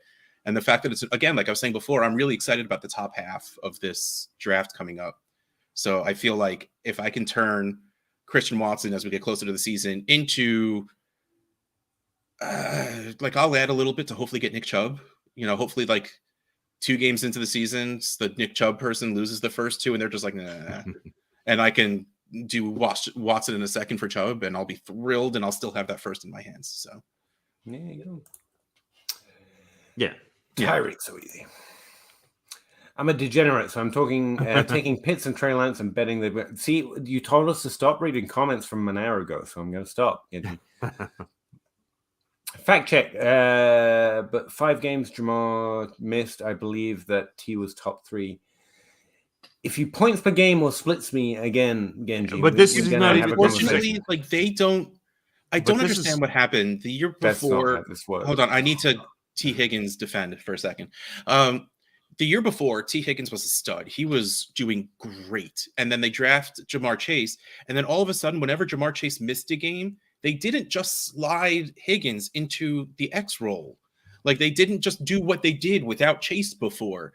And it seemed like they didn't want Higgins to be that dude for some reason. It was driving me nuts. I remember watching the games and wondering why they weren't just feeding him. And I hated it. So, I mean, yeah, he probably was up there in expected points per game, but that's not taking into what their game plan really was. And it wasn't to make T. Higgins the main guy at that time. So sorry I interrupted you, Zach. I just needed And it's to. also those 3 games against those 3 defenses who he may have had a good game against anyway. Like, I hate splits. Man. You know, I pulled a Karate Kid. I am the man who will fight for your honor. There you go. Sweet Cypher. I'm torn with Cypher. He's either, he's the guy who sold everyone out in the Matrix and killed Tank's brother, and I hate him, or he's that content creator who makes Fortnite videos. I don't know which way to go with you. But I love when Peter throws a really good pop culture reference out there. Not Like, I like have this. one or two, Dude. so I got to take Not- the opportunity. not when like they come this. across. Not like this. Not like this. Is Devontae Adams a valid wide receiver 1, including Yes. fantasy playoff season? Yes. PPR format? Yes. Raiders Doesn't seem matter. like they are in a bad place. Doesn't matter. Yes. That's I mean, Las better. Vegas. Las Vegas is a little scary, to be fair, but Yep. He's- Yep. he's a good player. He's it's just what it comes down to. Of those 5 guys, I'd bet Richardson and Caleb. Why are we including Caleb in this draft class? But okay, are the For only the same reason consistent all top we 12 kept did last year was talking about Bijan being the running back 1 when he wasn't in the league yet. Yeah, fair enough. In that case, Caleb would be the only bet I would make, and I know nothing about Caleb. So there we go. He's upstairs asleep. Oh, cool. That's the Caleb I like. That's different. Genji, ambiguous wide receivers are just bad. Thank you. That player that sucked probably just sucks. Jacoby Myers. Careful. What are you saying here? What wide receiver 2 are you speaking about? Pete, wide receiver 2. I don't get this rep. Jacoby Myers has actually been excellent. He's like top 24 wide receiver. No one wants to recognize the top 24 wide receiver. The only concern I've got with Myers is he was fed a little bit in New England artificially. It feels like maybe, and he might struggle to do that on a new team. But I still like him. He was the best wide receiver in New England. Yeah. He's now on a team with Devontae Adams. That's the counterbalance. Like, I don't think he was earning targets because the depth chart is bad. I think he was above average on a depth chart that was bad. It's like I guess Preston Williams, you could argue that was, but I think Myers is better than that. So it's not, there's a balance. Quarterbacks matter somewhat too. I'm not saying that, Bob. That's rude. That's me. Chiquita Banana. So Burks and JSN over Quentin Johnson. JSN over Quentin Johnson. Burks is kind of in that between. Yeah, they're kind of world. Yeah, even-ish. Quentin Johnson is not Burks. Russ. It's true. They are. Yes, they are in human fact 2 beings. different people. Yes. We agree. Flosaurus. Oh shit! Late night outhouse. I know, And it's getting- right? You I stick wish I around. had Outhouse. Outhouse has like 5 more minutes. $1 for every time I heard that up the camp, man. Late night outhouse. Oh shit! Late night outhouse. Swift on the Eagles is worse off than Swift on Lions. I think it balances fairly well, actually. Like better offense, More less volume. inclination. I think honestly more efficient volume too. Literally Like, everything is better. it's on a the better Eagles. offense. I don't think he catches as many passes. He's Fair saw enough, a ton because- of targets, Hurt Yeah. the run. but Why rush with broken Swift when we can shove not broken Hurts for 2 yards and a touchdown? Because you don't That's the want thing, to break because Hurts. there are 98 other yards on the field. And we should run it with broken Rashad Penny. Hey, absolutely accurate. But hey. If Swift drank more milk, he may be able to take more than 6 carries per game. No, that is factually incorrect. He never broke a bone. He pulled muscles. That's different. Former Swift owner for rookie. Yeah, that was rough. But again, to be like, fair, just a heads up, we were saying this about Swift as a rookie, like we're saying about Gibbs as a rookie now. Like this is the expectation game. Like at a certain point, you're like, I feel like I said this, and it feels like saying you won after the results are in sometimes. But I'm like, I'm pretty sure we said this exact. We weren't doing the grind with Swift as a rookie, but this was me and Zach have been agreeing on this for a minute, and so's like. Actually, I think you are in the Swift is going to top 12 because you love rookies and their potential. I'm pretty sure at House, you can't help but be excited for players. It's like you're a nice guy or something. But anyway, this is our note of hesitation on Gibbs. Like, just in case that comes true too, I want to say it, like, now we've got a grind show to refer back to. Like, that's a hesitation. Like, they're good and you're expecting too much. And that's unfortunate. Addison gonna be special. I think really he's hope good. so. Wait, real quick, completely changing subjects to nothing that is. Did you guys see the Seahawks video with JSN and the classic jerseys? Yes. The Brian Blades jersey. That was the only thing that was missing. If he woke up and had like the Boz hair, that would have been perfect. He had that ridiculous blonde and like yeah. And like even like he could have just slid his scully on right after or like whatever, but like that was literally the only thing missing from that era Seahawks. That was so good. Such a good video. It was way too close to watching the tape for me, so I didn't. No. Did you see Nick Chubb lifting? No, that's not that has to be CG. That's doctored. That can't be human. You think so? That's not human.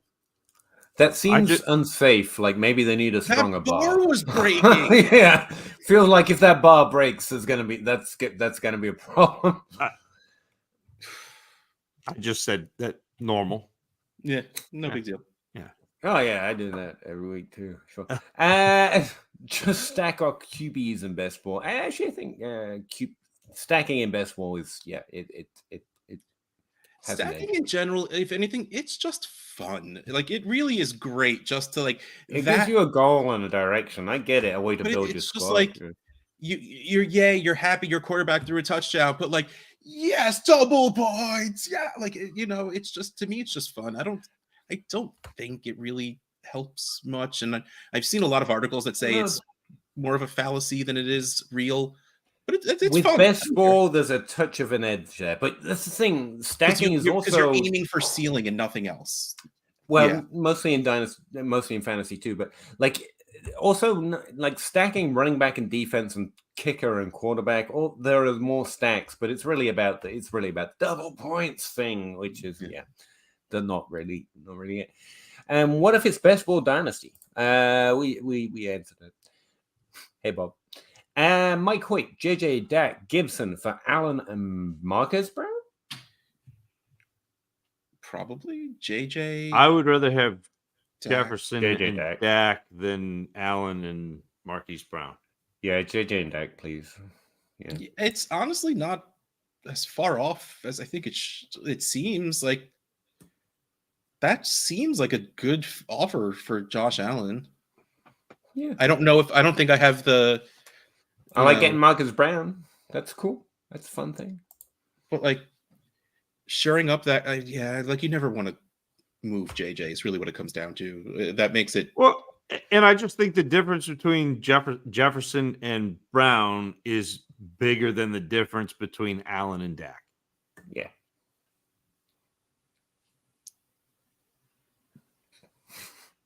I do. We can wait, but he's going to agree eventually. Again, like I'm with you. I take that side out of you're putting too much value into one position. I get it. But like if you want Josh Allen, I love doing it at a cost at not quarterback. Because to me, I mean Dak is like what QB 12, 14-ish, and that he's had 2 top 5 years though. Yeah, but that it feels like the rest of the league passed him by. Not that he's bad. Like, I think he can score. Like, he's not going to be a top 5 quarterback. Josh Allen has been the QB 1 or 2 the past, 4 years. Oh, Josh Allen's better, for sure. But I think and not like Jefferson isn't falling off anytime soon either. But, again, I don't – if I'm going to go for Josh Allen, I love only giving up Dak to do it, and I wouldn't do that No, it's unless they fair. had a lot of very good wide receivers below him. So points wise in PPR last year, Justin Jefferson and Allen were comparable. Mm-hmm. Dak outscored him, and Dak just healthy, kicked the ever loving out of Hollywood. Like Dak was injured for the first third of the season. Yeah, had a game where he scored 5 points. Yeah, when he at that and still averaged 17, almost 18 points a game. Like I think everyone's forgetting that Dak can actually seriously, not Josh Allen, but he seriously puts up numbers when healthy. Yeah, he's because it's been a minute and people forget who's been good. 20 points per game ish area. I put Josh Allen in like 26 to 29 points per game. No one's arguing Dak versus Josh Allen. Too. Oh yeah, my scoring's trade addicts leagues that we give extra for yardage. Like I think I didn't want to do math, so I'm like, all right, whatever, 0.25 for 25 yards instead of 20 yards and stuff like so, or the other way around. Like I gave more points for yardage. But like it's not egregious on either side. No, I think it's a good trade. I just think I'd rather have again a top 12 quarterback and the wide receiver one than a top 3 quarterback and hope that Hollywood Brown does something with whoever's the quarterback in Arizona until Kyler is the quarterback in Arizona, and then moving forward. Or when Caleb Williams is the quarterback in Arizona. Oh, they'd have to be really bad and figure out how to. I don't know how you trade if Kyler doesn't play. Then, but I don't know how you trade Kyler's contract. Yeah, I don't know. It's the NFL and contracts, money, salary caps. I don't. It's not real. They'll find a way to do it if they want to. All right, but I need to go to sleep. I need to go to sleep. All right. I love you. I just want to see your two's faces. That's really the only reason I came in, and I stayed like a half hour longer than I planned on. I'm glad you did. Thank you. Night. Scapegoat asks, I'm looking to trade Cup and a 24-second for Drake London and a 25-second. I want to get younger, and it's a 10-man Superflex half-point PPR Dynasty League. I mean, that probably gets done if the team that you're trading Cup to is competitive. Yeah.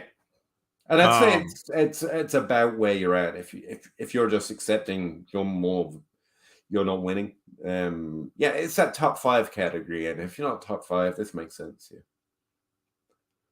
Yeah. Yep. I would maybe check in on the Olave owner, or the Burks owner might give you a first if you want to take a risky road, but London's probably the better bet. Yeah. Rain Man, but spelt rain like King Rains, not like the weather. Like Sean Kemp, but you don't know Sean Kemp, so it's okay. Yeah, it's fine. 1 QB, Kendre Miller or Deshaun Watson. I have Lamar. Watson. Then you don't need Watson. Yeah, but if you have Lamar, you don't need Watson, really.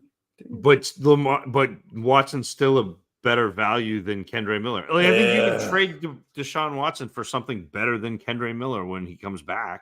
You don't think so? Yeah. No, that's fair. Yeah.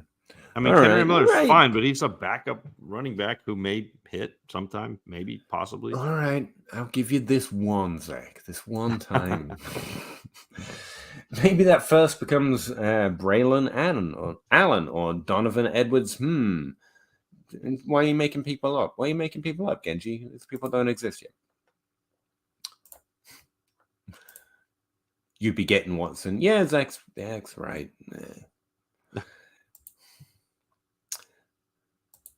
Gotcha. Splits are around to confirm bias. Exactly. I led this team in 9th inning doubles in the month of August. I do like that quote. I gotta watch that movie sometime.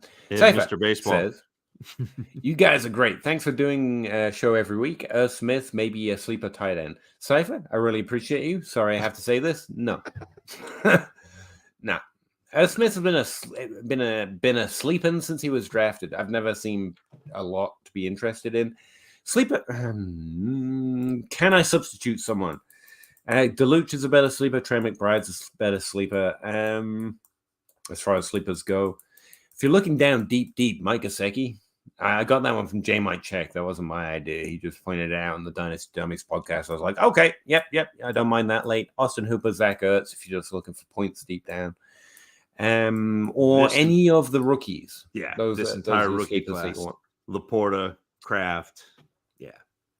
And we can run through it, but the reason I'm out on Smith is I didn't think his college profile was particularly impressive. I didn't buy the landing spot for him. Now, who was it that left?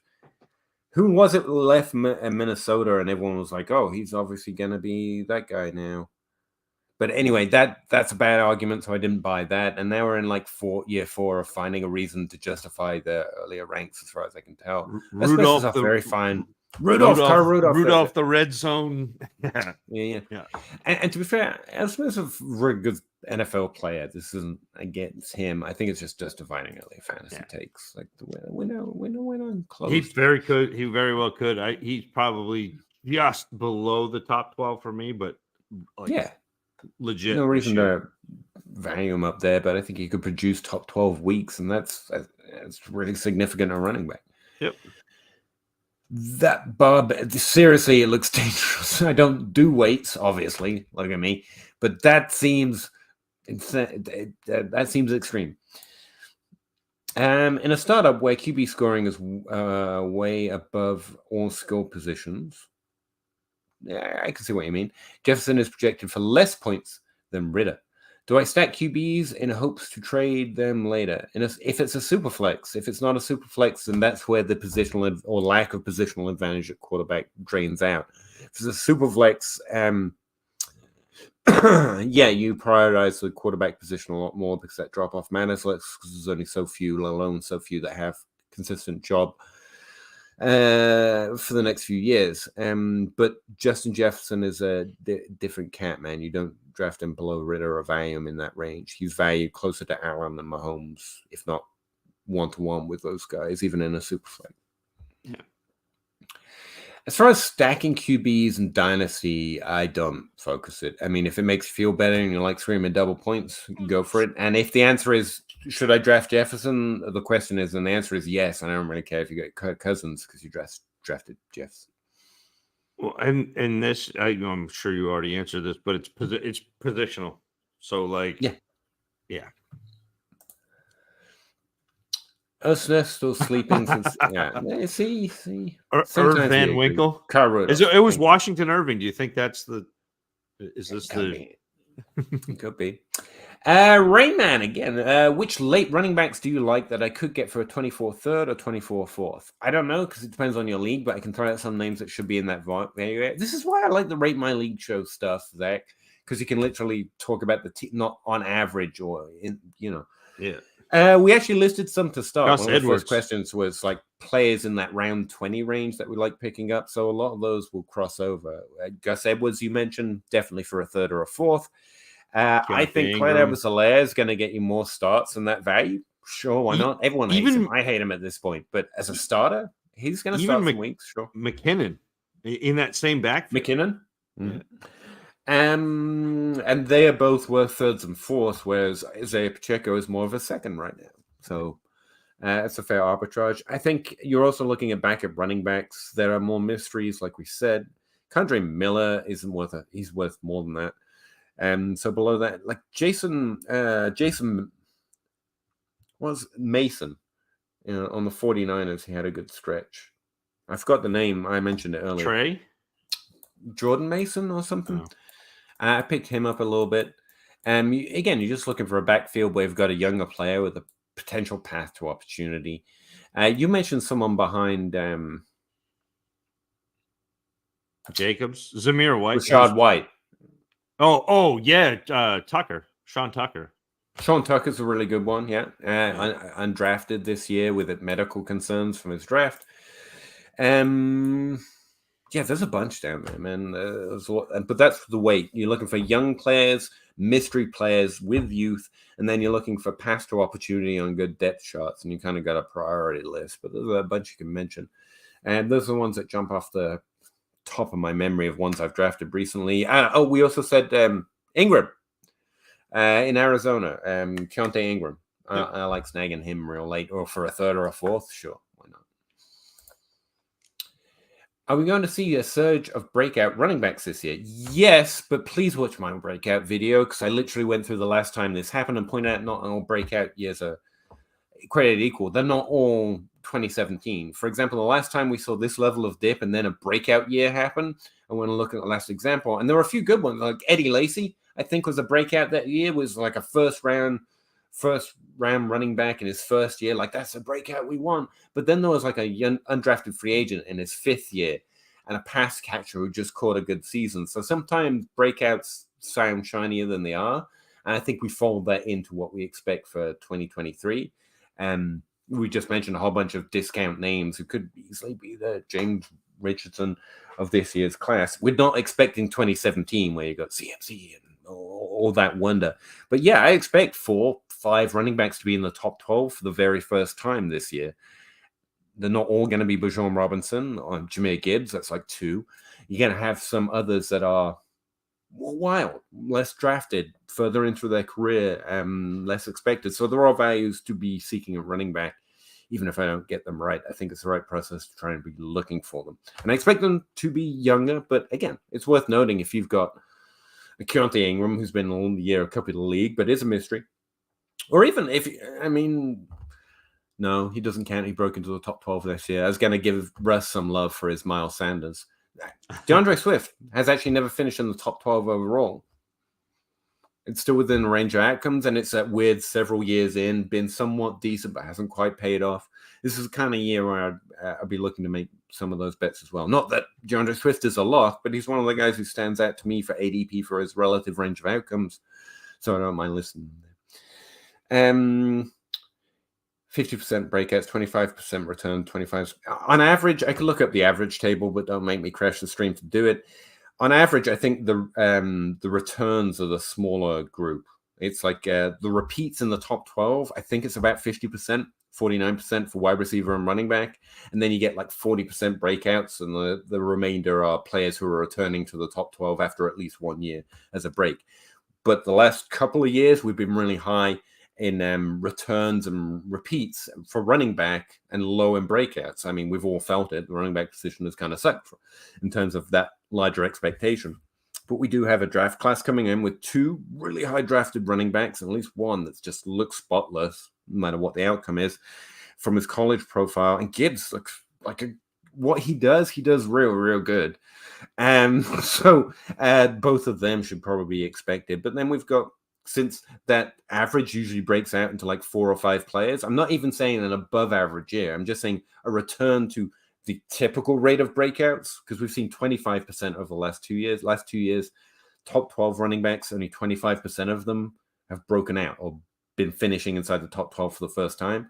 And the average is around 40%. So even just expecting a return to the average, that's 4, maybe 5 players, which is not what we've been experiencing. And so that's where I think the softness might be coming in, because we tend to bet on what's most happened recently a little bit. Like maybe running backs don't do what they used to. And then this whole offseason conversation about the NFL feels differently about it now also probably puts us in mind of maybe running backs don't do that anymore. And so the value comes down and Swift is a little cheap.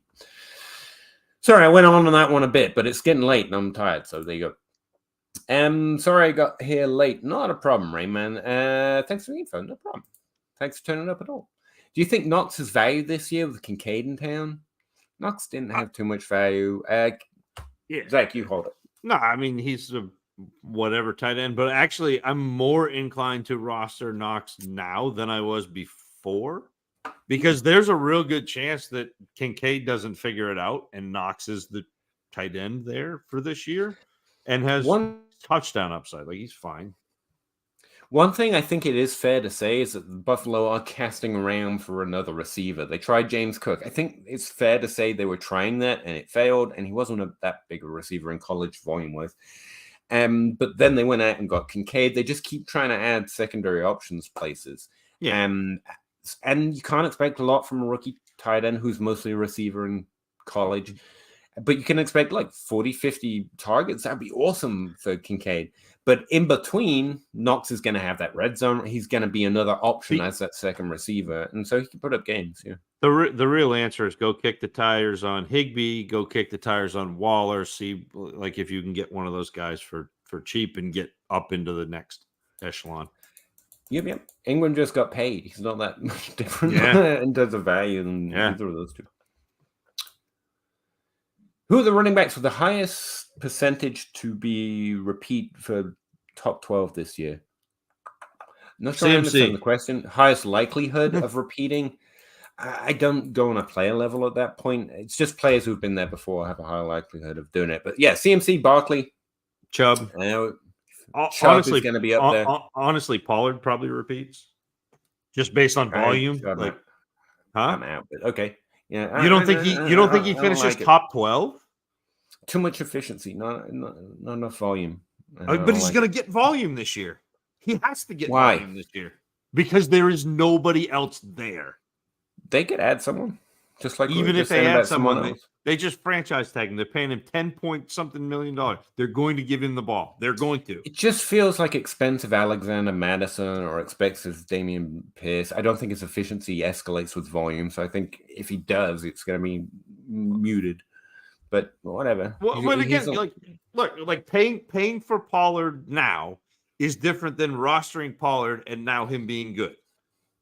So but Genji's asking a percentage question, and which of the top 12 are you going to kick out? Because there's only so many that are going to repeat. Nick Chubb, Saquon Barkley. Who do you want to kick out for Tony Pollard? Tony Pollard was in there last year, so you don't have. But only so many repeats, so you've got to divide it by 2. Fournette's not going to repeat. Dalvin Cook's not going to repeat. Joe Mixon's probably not going to repeat because that was all on one game. Aaron Jones may not repeat because their offense is dog shit. I don't like that. You cannot like it or not, but like he may not repeat. So Ramondre Stevenson may not repeat. But you're I'm just clarifying the game. It's not that the argument doesn't make sense. It's like when I look at those numbers, I'm like, I want to go in on Jones instead of Pollard, and so Pollard gets kicked out. In my head, but I just gave you 6 guys. I just gave you 6 guys. So even if Aaron Jones repeats, Pollard can still repeat. I mean, Jamal Williams is not going to be back there, and a higher breakout year. Okay. Again, it's just that's percentage wise, but it is. If you like Tony Pollard, and he probably did pretty well because he's a talented player. To me, it's not even point. It's not a bet expectation that he should get volume. It's not a bet on the efficiency for Pollard. For me, it's a bet on the fact that he is. They have said we're going to release Zeke, we're going to pay Tony Pollard $10 million, and we're going to run more than we did last year, and they were in the top 5 in run over expected. So the offensive line's a better argument, Unless Pollard gets hurt, I think he's going to see tons. So does everyone else currently. Everyone else is doing it differently because everyone else was on him like before because of the efficiency. I didn't expect him to do what he did last year, but now that the situation has changed, to me it's a volume bet now, and I'll bet that. And that's what I mean, though. Like Pierce and Alexander Madison are both volume bets, but they're sexy. So it's to me, Peter. It's a really but you're right about the offensive line, and the situation is slightly more positive. It's a really similar situation to Miles Sanders last year. And Genji, I see you saying that Pollard isn't a high volume player. Miles Sanders isn't a high volume player either, but he had 250 carries last year. Like it's just it is what it is. Yeah, I mean, and again, like I'm not a Pollard guy, but I'm a that situation. Don't you put that on me, Pierre? Pollard in it. Yeah. And Genji, no. The reason it kills mine so much is mine has active formulas. Like every cell is a formula, not actually just a number. And most computers are more sophisticated than mine. If you download it, you'll be just fine. To be honest. I mean, depending on how much work you do it, how much filtering, you can start clogging it up. But I would bet your computer can handle it better than mine can. And when it's just static, because I have a static version that I upload for you all, I literally experience no problems. I just always, on habit, open up the live version. So I can do things and edit the formulas. That's that point left. But again, look, Miles Sanders had 259 carries last year. Before that, his highest was 179. Because volume he was sometimes does. Yeah. old Mother Well, running Hubbard back is where you and can only make the argument of vacated carries may be more of a thing as long as we're not arguing about targets. It's not even necessarily vacated carries, although Yeah. I guess kind of, but like kind of, but not really. Yeah. if he's the starter on a team that's going to run the ball 350 times, he's going to get volume. Yeah. In fact, he's the only running back on it. Like, I know you like Deuce Vaughn, but Deuce Vaughn is this big. And this is actual size. target. 1 mile equals 1 mile. On your screen live now. Yeah. And for you, someone's listening on a 40-foot screen, and that was and then he's still no. On honestly, 5'7". that's where I'm at though. Like that's very fair, but where the value is in Dynasty based on how much for how much. Like my mind goes to that repeat and the return rate, and what I look at is I think people underrated Dak Prescott. I'm actually a little low on CD Lamb, but I think more targets can spread out to do Deuce Vaughn, and so I'm just approaching the offense a little differently. Not that there is a reasonable expectation. Rayman, does Javonte and Hall have good value for second half of the season, or does the bad year off injury stat last for the full year? It's a good question. Javonte, I think the question is, does he get his role back? It's been distant enough and his draft capital was low enough and the team has done enough to try and make up for the lack of Javonte. You can start asking questions of, is it his job? Hall, yes. Hall, you're fine. Hall's going to get his job, but he could have a lag like J.K. Dobbins did in getting back to full speed, but I'm not going to fall with that in Dynasty. Hall's one of the very few really good, really young running backs, and so if he doesn't do it straight away, he'll do it eventually. Javonte, I'm starting to get more and more concerned, just as there's a lack of hype. And what are the running back moves they've made this offseason, Zach? I forget. But I feel like they've added stuff. They added P. Ryan. Yeah, that's the one that you keep mentioning. I'm like, yeah, that's a guy that could just be planning to plug in at least as a substantial part of that backfield, and they're out on having that level of volume going to the running back position. Right. You know, they might be spreading out a little bit more. Let's see. I thought it was something else, but maybe not. I never looked this far. Javonte Williams, P. Ryan, Tyler Batty doesn't really count. Jones. No, okay, that's about it. It's probably just a P. Ryan thing that I'm thinking of. But yeah, I think there are concerns, especially early for both. But I think Javonte's got a little bit more concern because it may not be predestined his job at this point. It's just been a little longer as Hall. It's his job when healthy. Pete, look over there. Yes, sir.